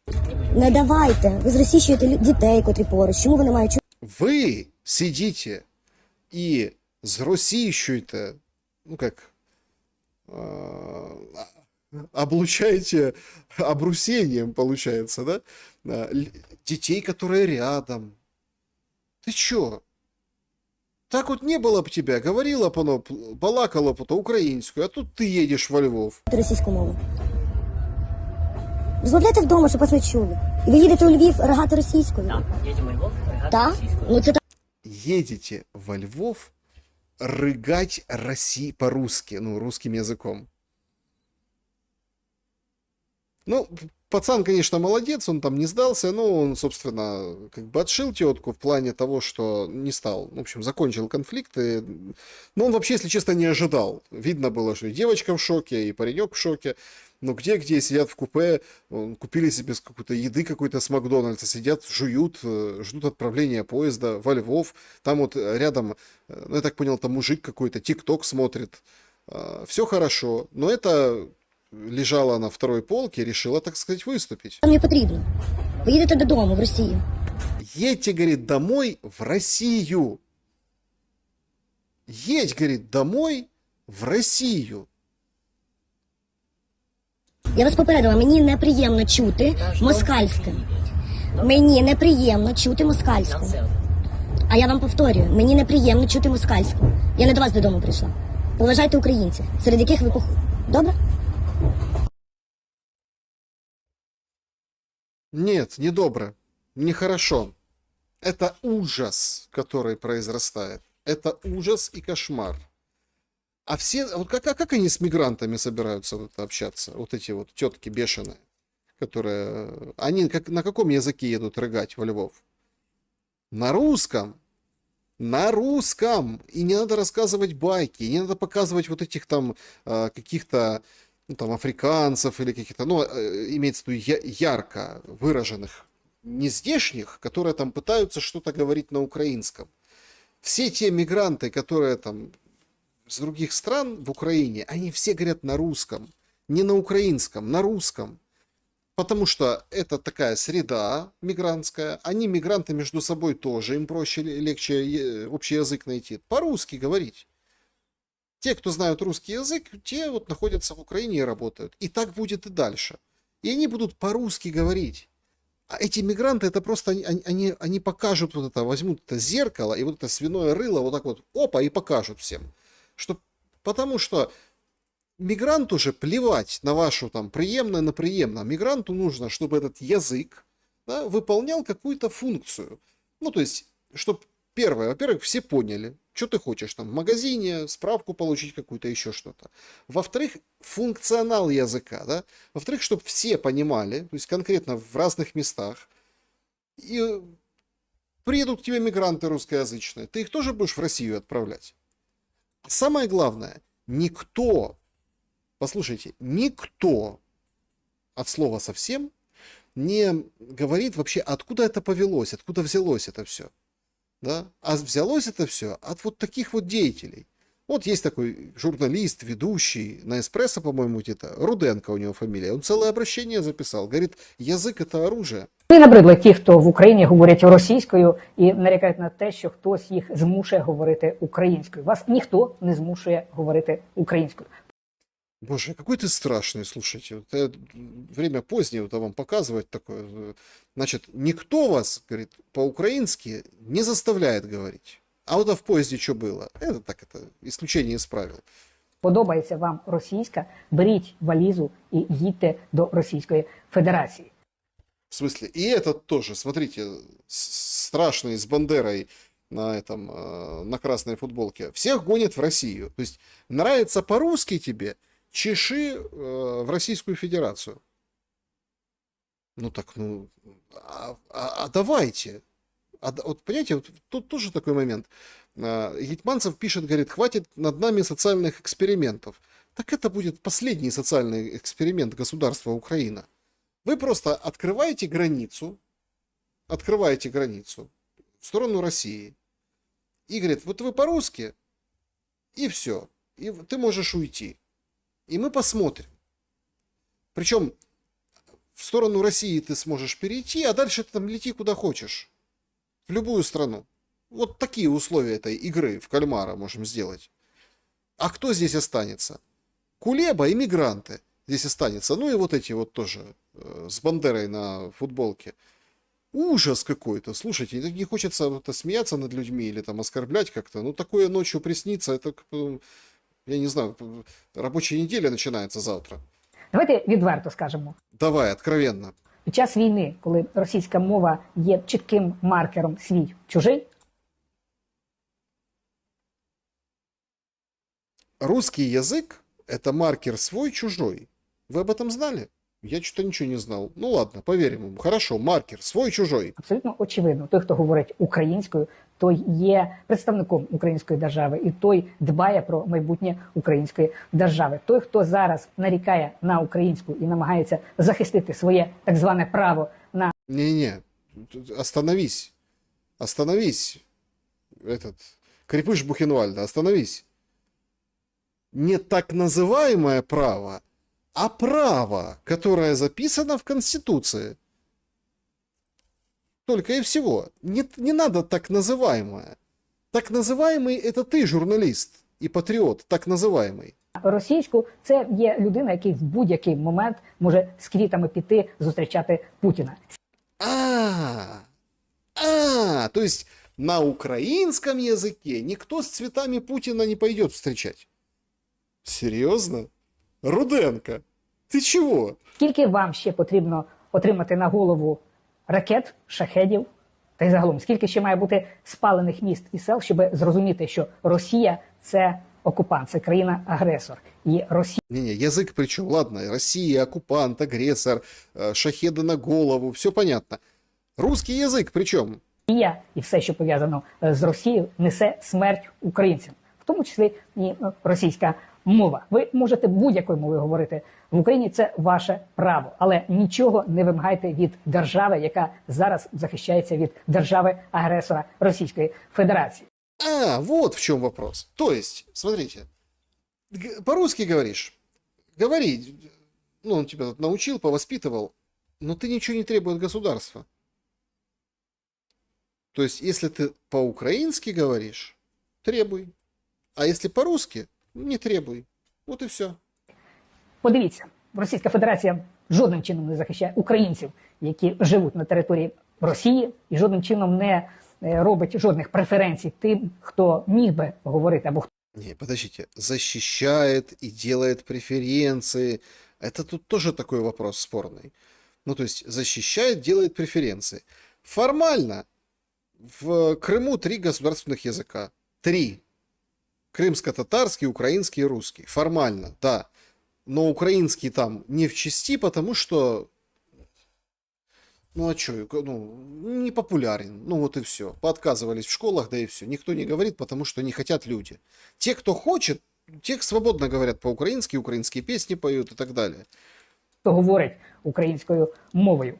Українська мова і Україна – це те, чого прагне знищити Володимир Путін. І давайте не будемо підігрувати російським окупантам і російському диктатору. Говоримо українською, думаємо українською. Сны видим по-русски только. А так все на украинском, а так по-русски. Да-да-да, я знаю, что исключили из школьной программы украинский язык, так он отпал за ненадобностью, понимаете? В этом вопрос. В этом вопрос. А что ж, где же тогда искусственное? Вот же как хочется поставить этот вопрос. Искусственное тогда где? Вот это в красной футболке с Бандерой? Или то, как, собственно, ну к чему вот эти в красных футболках с Бандерой и привели? Вот к этому ужасу. И вранье, тотальное вранье. Тотальное вранье. Вот включается этот Демченко из пограничной службы. Знаете, что говорит? Никто не уезжает. Ну что, все нормально. Все хорошо. 5% только больше уїхали. 8 місяців загалом 2025 року кордон перетнуло трішки більше 25 мільйонів громадян.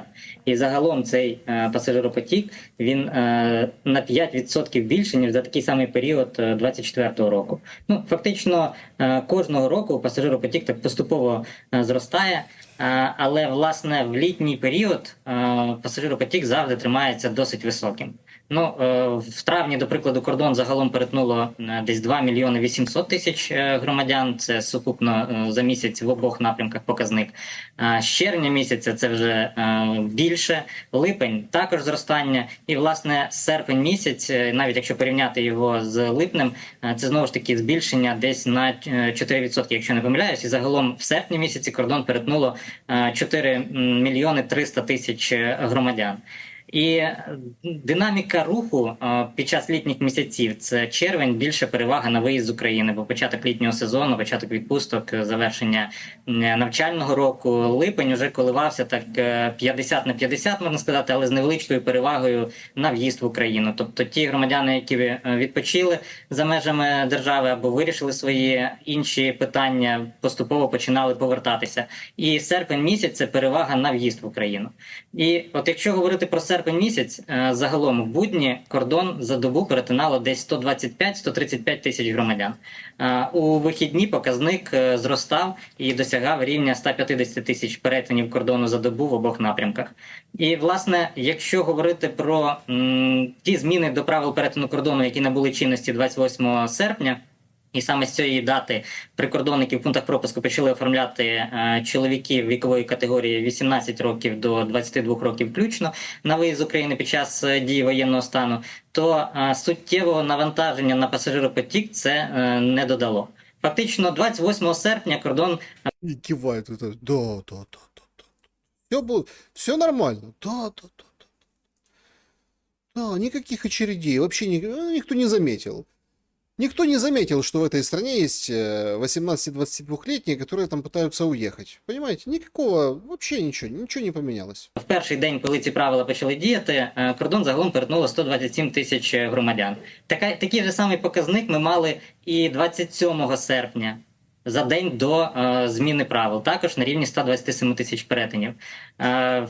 Якщо, знову ж таки, прив'язатися вже до 1 вересня, до прикладу, то з приходом осені пасажири... Ну, в общем, понятно. Тут осень, лето, смотрите, пассажиры, учиться, жениться, отдыхать, отпуски. То есть все нормально. Костенко говорит, ерунду сделали. Воевать некому будет. Точнее, будет кому, но воевать будут пенсионеры. То есть получается какая-то очень интересная история. Значит, тем, кому 23, все, сиди дома, жди 25, готовься. Тем, кому 60 исполнилось, можно выдохнуть. Но если что, ты подтягивайся. Контракты 60 плюс для тебя. Все очень планомерно. А вот этих выпустили, ну, чтоб воду не мутили. Как же Кулеба сказал, что на протесты выходят вот эти молодняки, а голосовать идут вот те. Те, кто постарше. Поэтому тех, кого постарше, должно быть меньше. Просто меньше, чтобы Зеленский смог избраться. А вы спрашиваете, как избраться? Он что, на выборы идет? Ребята, ну, конечно, идет. Естественно, Зеленский пойдет на эти выборы. Его политтехнологи уже вовсю к ним готовятся. Що людей не влаштовує те, що вони мають, вони хочуть змін. І оцей запит на зміни, він нікуди не зник. Якщо Зеленський зможе після війни переконати людей, що він може бути настільки ефективним. Если Зеленский сможет после войны убедить людей, что он может быть эффективным, в мирное время, конечно, за него пойдут и проголосуют. Ну, вже по воєнному часі, що він дійсно там має людей, має бажання, має бачення, будуть голосувати. А просто голосувати за те, що дякуємо, що ви там те зробили. Ні, взагалі вдячність реально це поганий мотив для голосування. Да, это не надо. Надо опять продать какое-то будущее, какую-то ерунду, какой-то замок из песка, какое-то вот это облако на нитке и веселую зарю, я тебе на память подарю. Вот надо вот это вот продать. Вот туда. Вот смотри, я буду эффективный, я там буду отстраивать, я буду еще что-то. Уже все белыми нитками шито, хочет идти дальше. Мне вот это вот, кстати, вот это выступление политтехнолога напомнило, ну это, конечно, как это, сейчас молодежь говорит, краш, да? Это вот политический краш. За ним наблюдать это просто что-то неимоверное.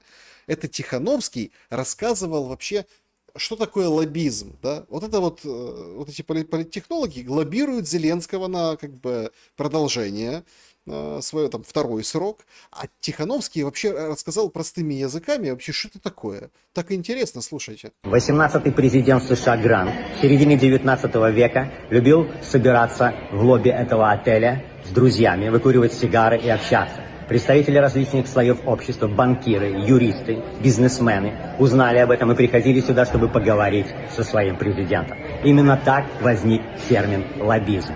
И именно здесь, сейчас, сегодня я нахожусь в США, в Вашингтоне, чтобы лоббировать интересы демократической Беларуси. Выпиваю сигары, хожу по лобби всяким, так сказать, выглядываю. Молодец! Лучшее, что ты можешь сделать для демократической Беларуси. Но это вот похоже именно на такой вот лоббизм. А вообще, конечно, жизнь в Украине, она вот стремительно же меняется.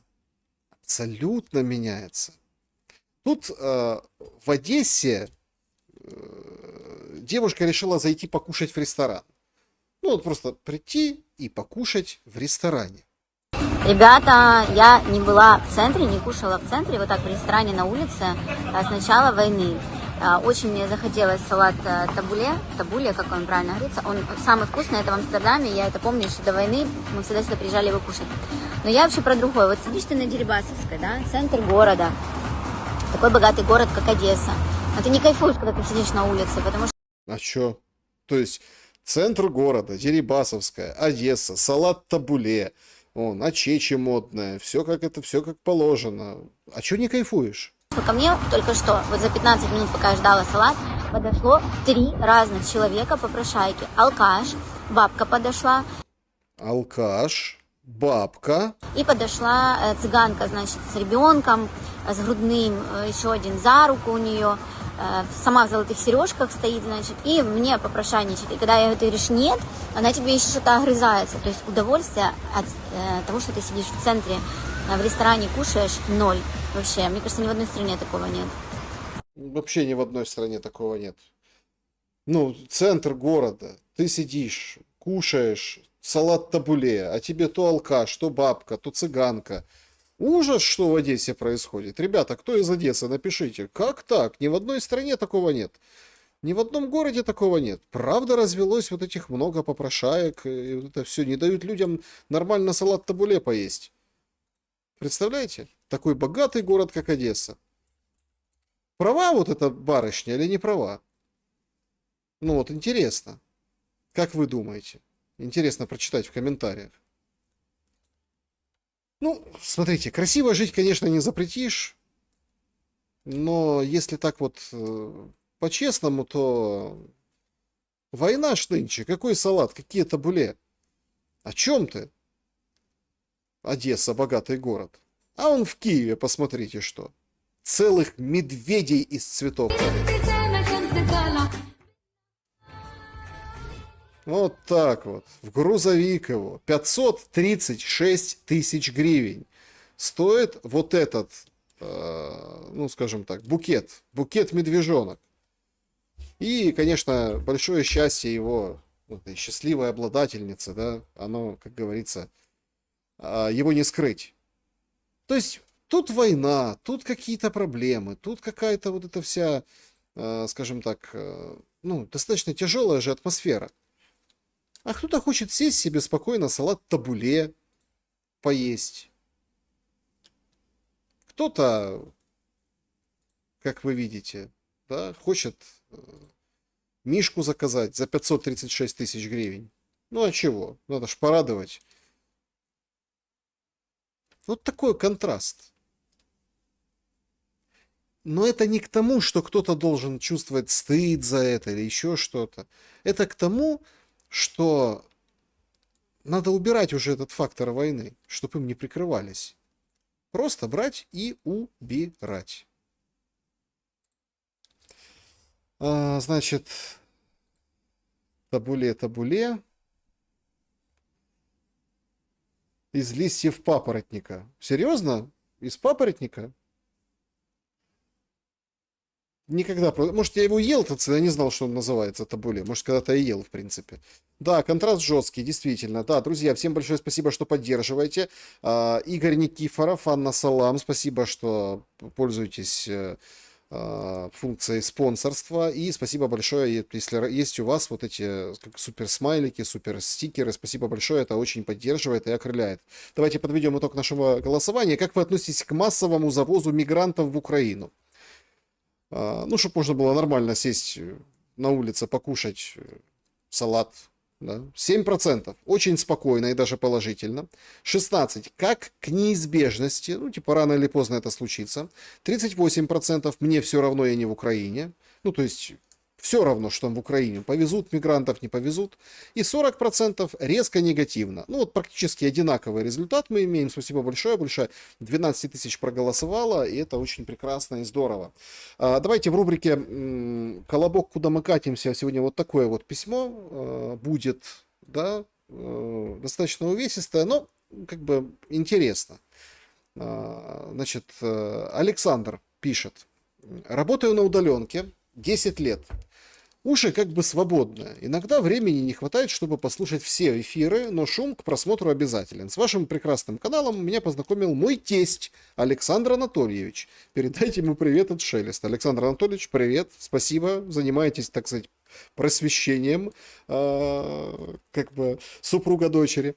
Мы переселенцы из Днепропетровской области. Если что, мы носители литературного украинского. Переехали на западную, украинского языка тут не знают от слова совсем. Русизмов дикое количество. К нашей рубрике. Я большой любитель японских кроссвордов. Ну, это там, где цифры, клеточки нужно закрашивать, получается какой-то рисунок. И как-то попался мне кроссворд с сердечком, покрашенным в цвет украинского флага. Я зашел в комментарии, было интересно, что пишут люди. А там среди комментариев приглашают в украинскую телеграм-группу, в общении исключительно на украинском языке. Ну, думаю, спрошу, мол, где кроссворды-то? А спросил по-русски, и мне ответили на украинском. Тут обсуждаем кроссворды, но в группе разрешен любой язык, кроме русского. О как! В группе 186 человек, если что. А я отвечаю, ребята, половина Украины русскоговорящая. Вы зачем людей делите? Мне отвечают. Або ви слідуєте, ну, подчеркнуто, правилам групи, або йдете мимо. Я говорю, следуете, чи дотримуєтеся? Вы же сами украинские не знаете. Мне ответили, это у вас голова промыта русской пропагандой, суржик у нас наоборот приветствуется. Я отвечаю, какая к черту русская пропаганда, я с детства русскоговорящий. Другой человек написал, язык это оружие, еще один узкочелюстной присоединился к нам, админ, удаляй его. Ну, у меня из канала выбросили. Это произошло 3 дня назад, но осадок до сих пор. Это что же получается? Украинская пропаганда настолько проникла в мозги простых украинцев, что теперь даже в узкопрофильном чате по японским кроссвордам русский язык под запретом. Это как Арестович говорил о том, что черепа мери. Мне уже особо не хочется жить рядом с такими украинцами. Саша, чем это сумасшествие закончится? Ёлки-палки, да неужели у нас других проблем мало? Вот это декоммунизация, отказ от всего русского. Ребята, так повыбрасывайте свои «Жигули», «Москвичи», «Волги», избавьтесь от мебели, которая оставлена со времен СССР, разбейте банки для консервации, которые остались оттуда. Давайте распилим все детские площадки, которые остались от СССР и которых так много по Украине. Ну, по этой логике можно избавиться от жилого фонда, в землянку УПА залезть и жить. А сериал «Слуга народа» изначально на каком языке был? Что с вами со всеми произошло? А потужнили, видимо. по скриптум, пройдитесь по городам Львовской области. В торговых центрах скучающие продавцы смотрят русские сериалы. Дети на улицах общаются по-русски. Но не все. Есть такие, причем коренные западенцы. Они смотрят русскоязычный YouTube. За милую душу. Спасибо вам, Александр, и за внимание, и за ваши эфиры. Ну, вот такой от Александра, скажем так, такой посыл и послание. Тоже, кстати, очень актуально и важно. Я считаю, спасибо за ваше мнение, за вашу историю. И за рубрику «Колобок», конечно, куда мы катимся. Значит, жизнь хороша, когда собираешь клубнику не спеша. Да, это точно. Значит, что у нас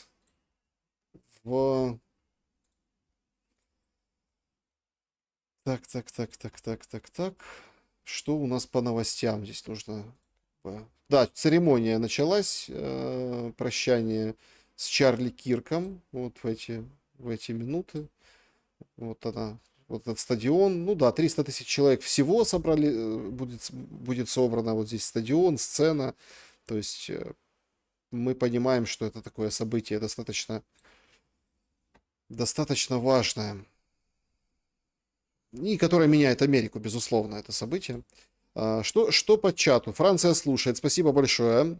Александр, спасибо и вам, да. Значит, Трусковец построен был при русских.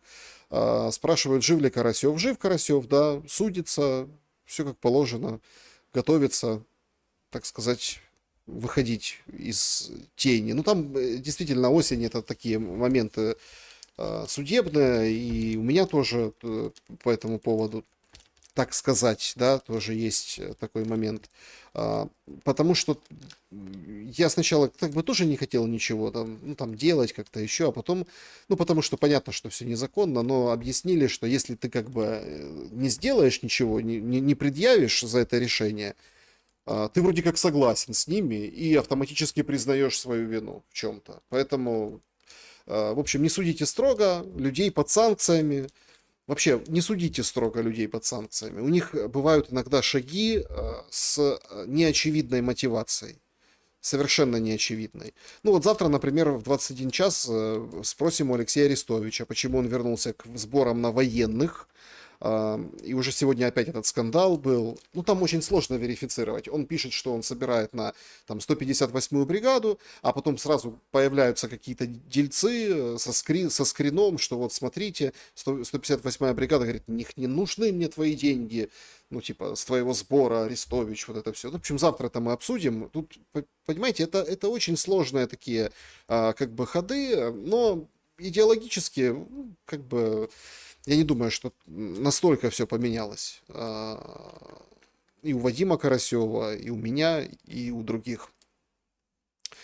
Так, Германия смотрит, спасибо большое. Вообще не знаю, где Полуев и Степанец, без понятия. Степанец где-то что-то была, в Киеве опрос какой-то вела, ну, видимо, для социальных сетей. То есть, я помню, попадалось, без понятия, где они. Привет с Кейптауна, привет в Кейптаун. По поводу Кометы 3.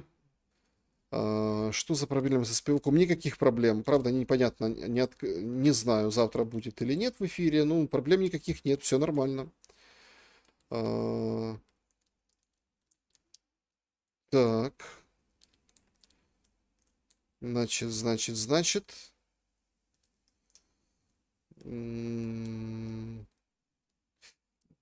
Завтра узнаем, что будет. Опять вопрос денег, да, вполне вероятно, киевский датчанин. Ага. Значит, что Чаплыга? Не знаю, что Чаплыга, без понятия.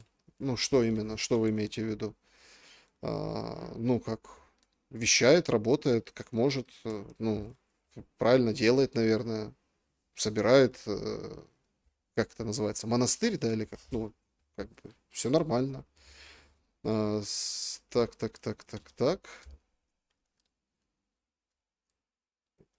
Так, значит, ну, понятно, значит, Александр, вы знакомы с Андреем Луганским? Нет, никогда не был знаком. Никогда. Ну, не знаю, там, где он был, с кем-то там он стримы вел, как-то вроде. Ну, я не знаю, я не хочу гадать. То есть я даже не попадал никогда в поле моего зрения. В мирное время, там, в довоенное время. Без понятия. Твое отношение к сборам на ВСУ. Если это ну, на сохранение жизни, на медицину какую-то, на что-то еще, то отношусь нормально. Если на вот эти русорезы и вот это все, я считаю, что... Нет, ну, смотрите, каждый выбирает сам. Я считаю, что нет. Только нужно собирать на жизнь, на жилье, на кров, на хлеб, на бинт. Вот это можно. Вообще сборы никакие не провожу, проводить не собираюсь. Один раз у меня было за всю эту историю. Ну, потому что реально близкие люди. Мы тогда собрали, помогли на микроавтобус для там, расчета ПВО, да, нужно было срочно. И большое спасибо аудитории. Несмотря на едкие комментарии тоже по этому поводу, все равно удалось собрать. И что сейчас с этим бусом, непонятно. Вроде как ездит. Ездит там чего-то где-то отражает. Но после этого я зарекся и сказал: не, ребята, через меня какие-то сборы никогда в жизни. Во-первых, это, ну, так нужно было, да, так нужно было близким для моей семьи людям, потому что там, ну, я рассказывал эту историю, отца в возрасте призвали, а там же как, призывают и говорят: так, ну, хочешь вот это, ну, это тоже вот, все смеются там над Киевстоунером, да, там, как украинское телевидение его, а так оно, в принципе, и есть. То есть, хочешь, значит так, наколядуй тут себе, покупай и езди, вози. То есть, конкретно тебе говорят: а как, а где мы возьмем? Но мы там не медийные, не публичные. Ну, то что, стоять под церковью, так вы церкви позакрывали, гады. То есть, даже под церковью на паперть не выйдешь, не постоишь, чтобы купить какой-то бус или какую-то снарягу или там еще чего-то. То есть, о чем вы? Ну, значит, собирайте зарплаты, будут вам капать ваша зарплата, собирайте, скидывайтесь на что-то и вперед что-то делайте. То есть, об этом рассказывал Киевстоунер Дудю. Так это, в принципе, так и было в тот момент. В принципе, я стал тоже свидетелем этой истории. Поэтому вот такие отношения. Привет, Александр, я из Екатеринбурга, слежу за всем с 2013 года. Если честно, Саш, ну, сама Украина довела до этого, будем честны, хотела этого хаоса, не знаю, сколько Украине, зачем это было. Ну, смотрите, сама не сама, но тут же тоже такой момент. А кто ударил первый? Тут же тоже, у кого первая кровь пошла? Это же как в драке, да, вот это сама, не сама. Я искренне считаю, что этой войны быть не должно было. Вот не должно от слова совсем. И все должно было обойтись без войны, так точно, а наоборот, с потеплением, внимание, с ЛНР и ДНР, включением в состав Украины и постепенным растворением в составе Украины вот этого, ну, скажем, ну, как бы штата, давайте так. И, в принципе, Россия была на это согласна, чтобы отдать республики, да, вот эти Украине, ну, там под контролем, чтобы не было... В общем, надо было вот ту войну заканчивать, а не новую начинать. Но я думал, что вот так должно правильно быть. А получается, что ту войну никак не закончить было без вот этой еще большей ужасной войны. И вы же видите сейчас, никто не говорит, что война это плохо. Говорит: не оставим войну нашим детям. Каким? Которые не родятся?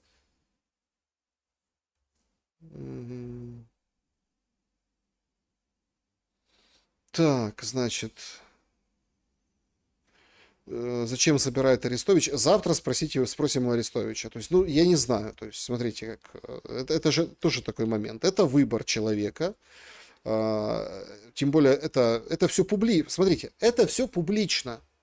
Это ж вам не кто-то пришел и сказал: он там деньги собирает на кого-то. И вы такие: ух, ничего себе, я об этом узнал. И давай вот это вот все. Нет, это все публично, это публичная позиция, публично, она публично такая, потом публично меняется, потом еще. Можно спросить, получить ответ. Все.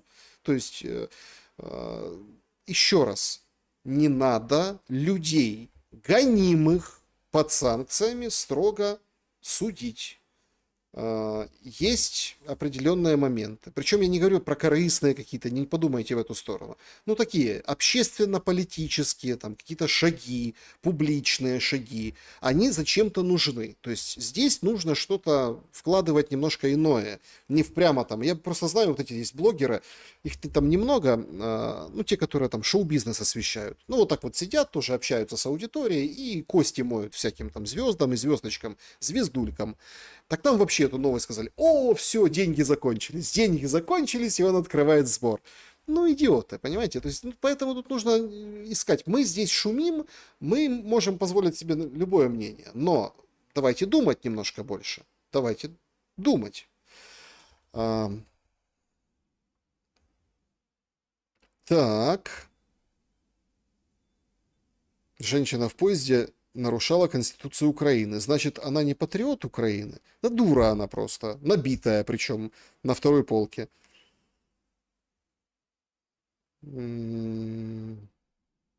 Что-то позовите Кедми. Кедми не знаю. Контактов нет у Кедми у меня, к сожалению, поэтому без понятия.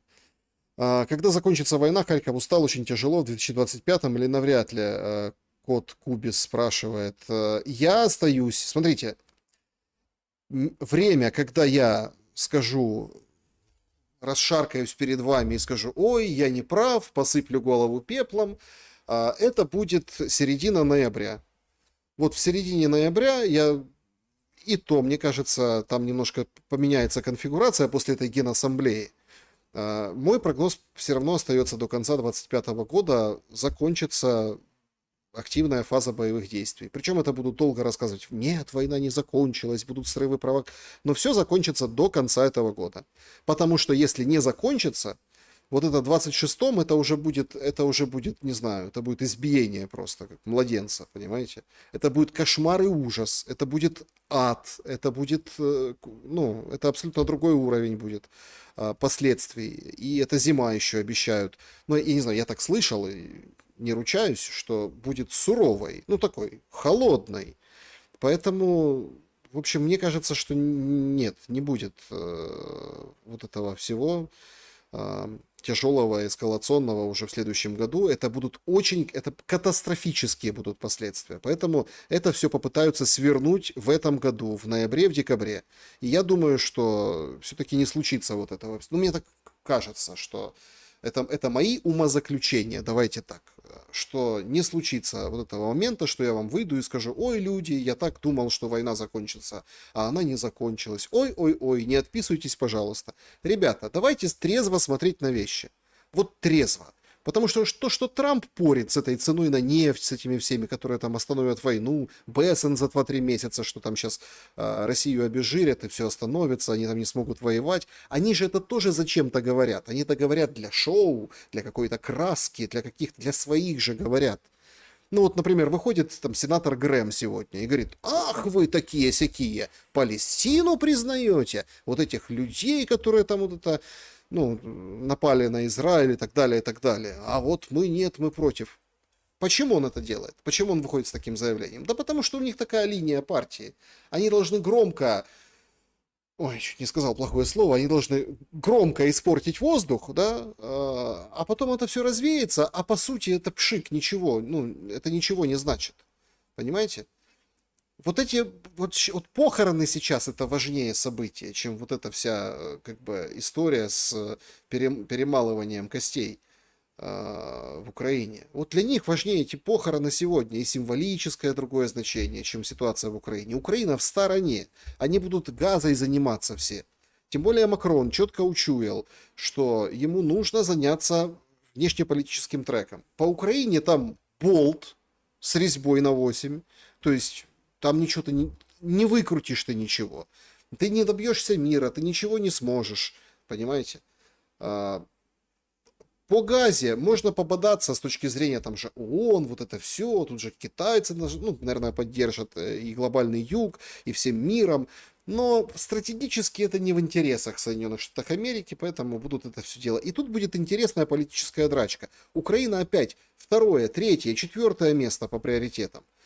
И это страшно, потому что если бы вот гипотетически представим, да, Украина номер один. Тема Украины, войны в Украине номер один. То есть ничего не происходит в мире.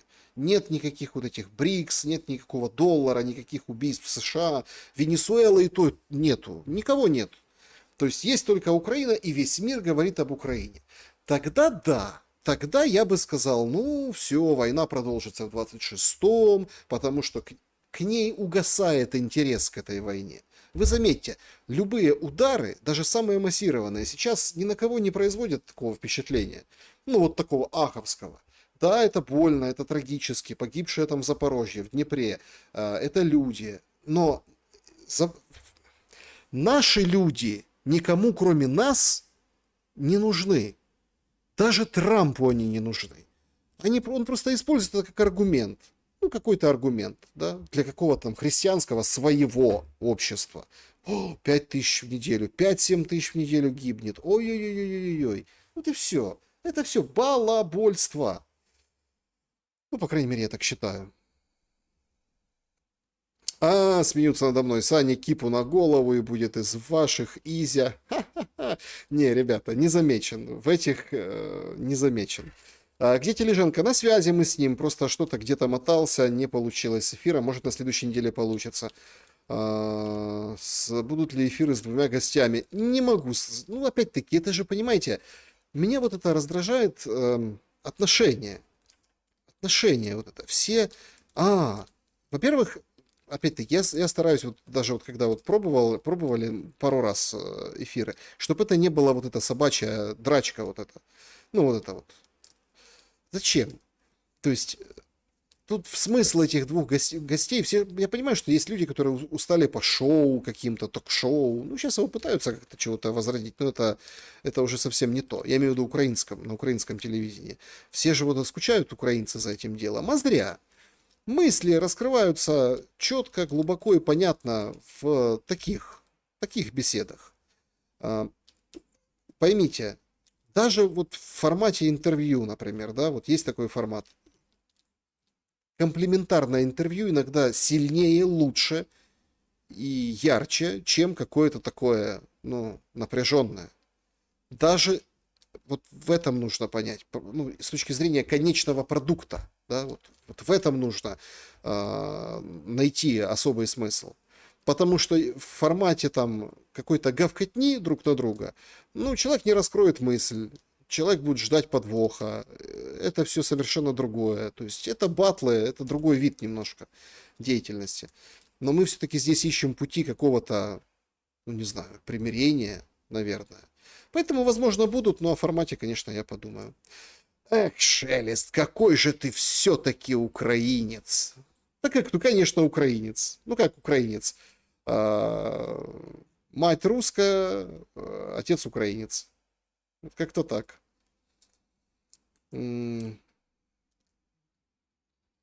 Так. Спасибо большое. Как вы относитесь к Монтян? Я никогда с ней не пересекался. Как это? Это что, баба да, кто-то там говорил, да? Это эти, Корниенко, еще там. Не, ну понятно, что она так достаточно мощный оратор, выступает круто, но, смотрите, из того, что до меня доходило, я не зритель ее высказываний и не являюсь частью ее аудитории. Плохо это хорошо, не знаю, не являюсь. Но там же какая история? Смотрите. Многие и почти все сейчас из публичных людей, которые выступают, включая ту же Монтян, интервидение не смотрели? Нет, не смотрел. Интересно интервидение? Смотрите, они все говорят, что война не закончится, все. И некоторые избирают такую тактику, мол, смотрите, Запад силен как никогда. Ну вот условно, Украина вот сильна как никогда. Типа, вот смотрите, Донецк без воды, они там не дадут воду, они там заморят... Она в Донецке была вроде как, да? Квартиру в Москве купила, а в Донецке вроде как находится. И, мол, смотрите, морят этот Донецк, отрезают от воды и так далее, и так далее. Они вот не пойдут, они будут воевать дальше. Да нечем воевать, понимаете? Это все разжигание, это все вот, ну... опять-таки, я, возможно, слишком рационален в этом вопросе продолжения войны. Возможно. Но оголтело кричать о том, что вот она будет еще 5 лет, или там год 3, не знаю, 4. Ну вы подумайте математику и социальные процессы, ресурсы, ущерб. Ущерб. Мы начали наш сегодняшний шум с того, что Зеленский показал вот эти кадры, сводки за неделю. А вы вообще представляете, сколько это сотен миллионов долларов? Склад эпицентра. В Днепре был там склад АТБ. То есть конкретно это минус бизнесу, еще чему-то. И опять-таки это мы видим то, что попали. А куда попали, а мы не видим, потому что это секрет страшный, военная тайна. Это же тоже минус по деньгам. Это убытки, выраженные в деньгах, в материально-техническом ресурсе. Это надо изготовить, привезти, взять, из точки А в точку Б доставить. Ну, в общем, нет ресурса у этой войны продолжаться 2, 3, 5 лет. Я абсолютно, не вижу этого. Ну, а все видите, как видят. Все говорят, вот это все глобальные там игроки. Какие глобальные игроки? Ну, какие? Вот был склад эпицентра, нет склада эпицентра. Все. Ты новый построишь такой. Старый будешь ремонтировать. Это убыток, он уже есть. Это как вот удары в боксерском матче, удары по голове, это удары по очкам. Почему считают там где-то 1 очко, где-то там 2 очка? Потому что разные есть удары, разные силы. Саша, спасибо за труд. Шумим, спасибо большое. Значит, как вы думаете, на чем вертел Путин последнее заявление Трампа? А он их не слышал. Это для другого заявления были.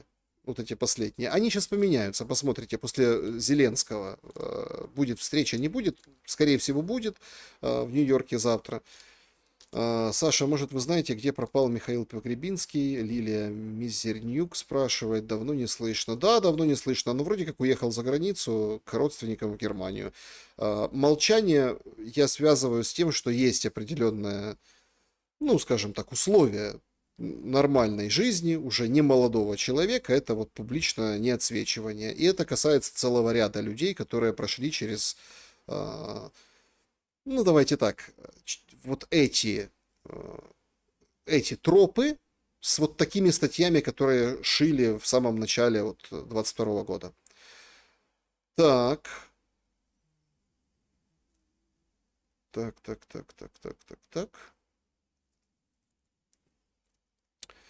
Когда откроют границы для всех, и что будет дальше с мобилизацией ТЦК?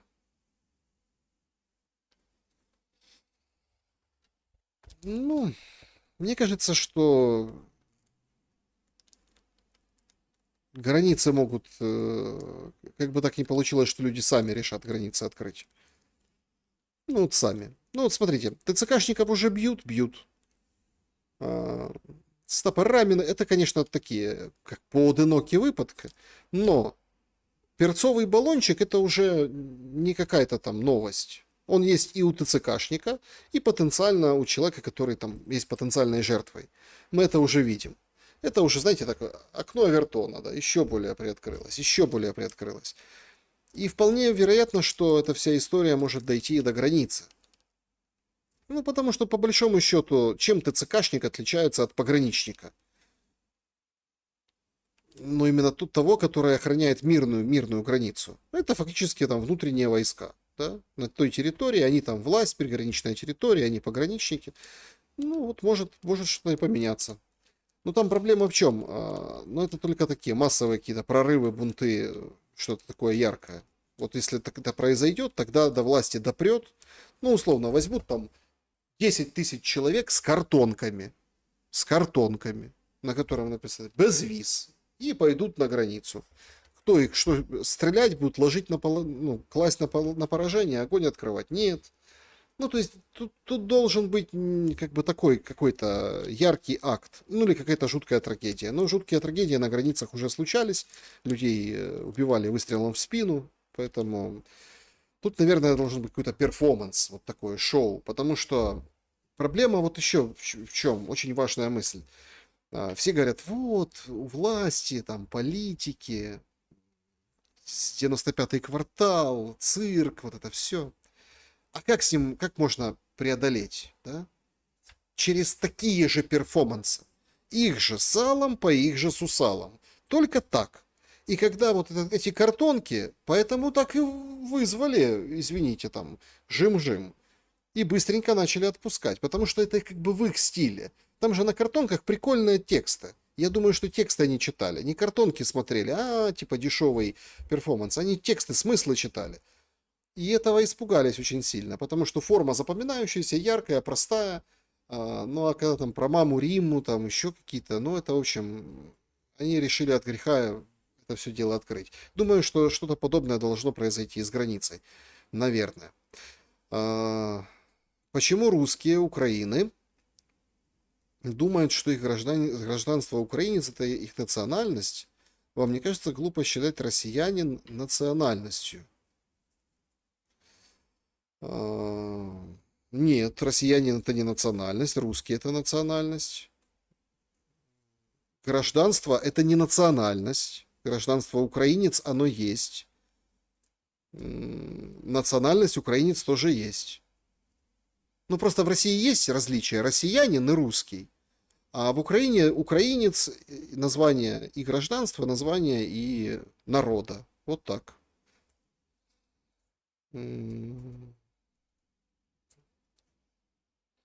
Саша, не могли Донецк и Луганск остаться в составе Украины, так же, как мой родной Цхинвал не мог остаться в Грузии, а войны, не должно было быть. Могло быть все. Могло быть все. Ну вот, и все к этому и шло. И России было выгодно, чтобы на правах автономии в унитарном государстве Луганск и Донецк были в составе Украины, и был целый план, помните, Сурков там был.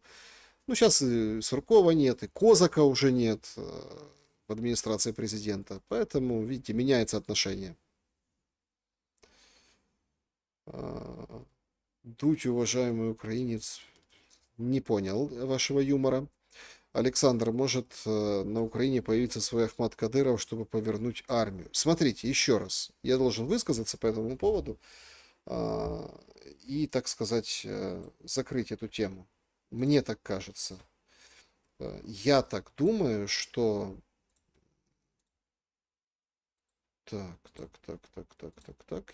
Мне так кажется, что это того стоит. Еще раз. Война – это плохо.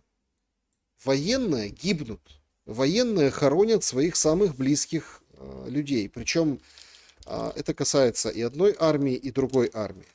Когда возникают вот эти все вещи, да, вот, ну, что случилось с Пригожиным? Мы не берем, там есть конспирологические версии о том, что он жив, там где-то живет под прикрытием чужом, ну, понятно. Ну, вот, имеется в виду то, что напишет официально, да, история.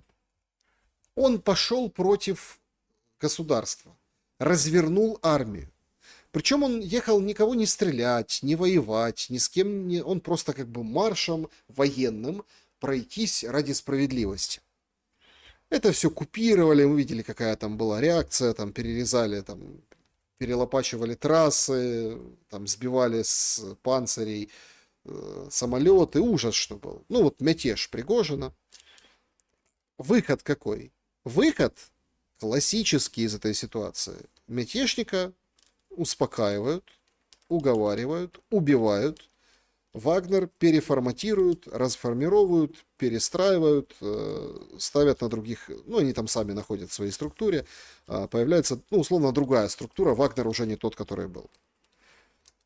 Вы хотите, чтобы, ну, условно, появился кто-то, кто поведет за собой из ВСУ во время войны армию на, условно, Зеленского, на Сырского, да? Ну, какой-нибудь гипотетический Белецкий пойдет против Сырского. Я, смотрите, не хочу говорить, что это невозможно, потому что нам жизнь подбрасывает очень яркие фортели, такие прям, которые, ну, и предугадать сложно. Но кто согласится на этот путь хунты? Может кто угодно согласиться, но только если ситуация будет крайне тяжелая. А вот дойдет ли до этой ситуации? Потому что когда будет вообще вилы для Украины в этой войне, в военном смысле слова, найдутся сразу же кураторы, советники, помощники, подсказчики, которые будут или менять Зеленского самостоятельно, без этих военных, с мятежом, возможно, и с этими военными, как картинкой, но это будет согласовано не в самой армии, не среди людей, не в Москве, а на Западе. Вот только таким образом это возможно, и вот как бы вот так вот и выставят. Но мое личное мнение, я его опять повторю, я уже говорил на этот счет, это скотство человека, который костьми ложится, умирает за эту страну, и завтра не знает вообще, он выживет, не выживет, его делать ответственным. Это же все перебрасывание ответственности, такие идеи.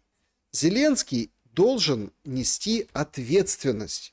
Путин должен нести ответственность за свои действия. Отдавать себе, во-первых, отдавать отчет, что они делают, и нести ответственность. И с них должен быть спрос. С них. А вы предлагаете человеку, который с автоматом в руках в поле, решать мировую судьбу Украины. Это, конечно, можно написать красиво там, в каких-то гимнах, в каких-то стихах, мол, этот человек, там, наш захисник, он решил судьбу. Нет, решать судьбу Украины так уж сложилось. Будут не вот эти люди. А этих людей в очередной раз используют, пережуют, выплюнут, поломают судьбы, поломают там семьи, а плоды достанутся, ну уж точно не им. Понимаете? Поэтому я вот против таких предложений: разворачивайте оружие. Не-не-не. Нет. Хотя функционально я согласен с теми, что говорят, что на сегодняшний день другого варианта нет. Ну вот как-то повлиять снизу. Простой народ не может никак повлиять. У военного больше шансов, что его услышат, чем у простого человека. Так утверждают. Хотя тут тоже вопрос сложный, потому что военный в четко иерархической, вертикально интегрированной структуре вот такой находится, и там тоже своя цепочка пищевая. Вот и все. Друзья, всем большое спасибо за сегодняшний шум. Я очень благодарен тому, что мы вот с вами хорошенько шумим по воскресеньям. Я очень прошу вас поставить лайк этому выпуску. Вот просто взять и лайкнуть. Лайкните, друзья. Нас больше 20 тысяч, если вот каждый второй поставит лайк, уже будет 10 тысяч лайков, представляете? Это существенно поможет и, ну вот, поддержит. Добра и света в каждый дом, несмотря ни на что. Солнечное затмение прошло, все, выдыхаем. Может, дальше все и будет яснее. Ну и, по крайней мере, попробует проясниться.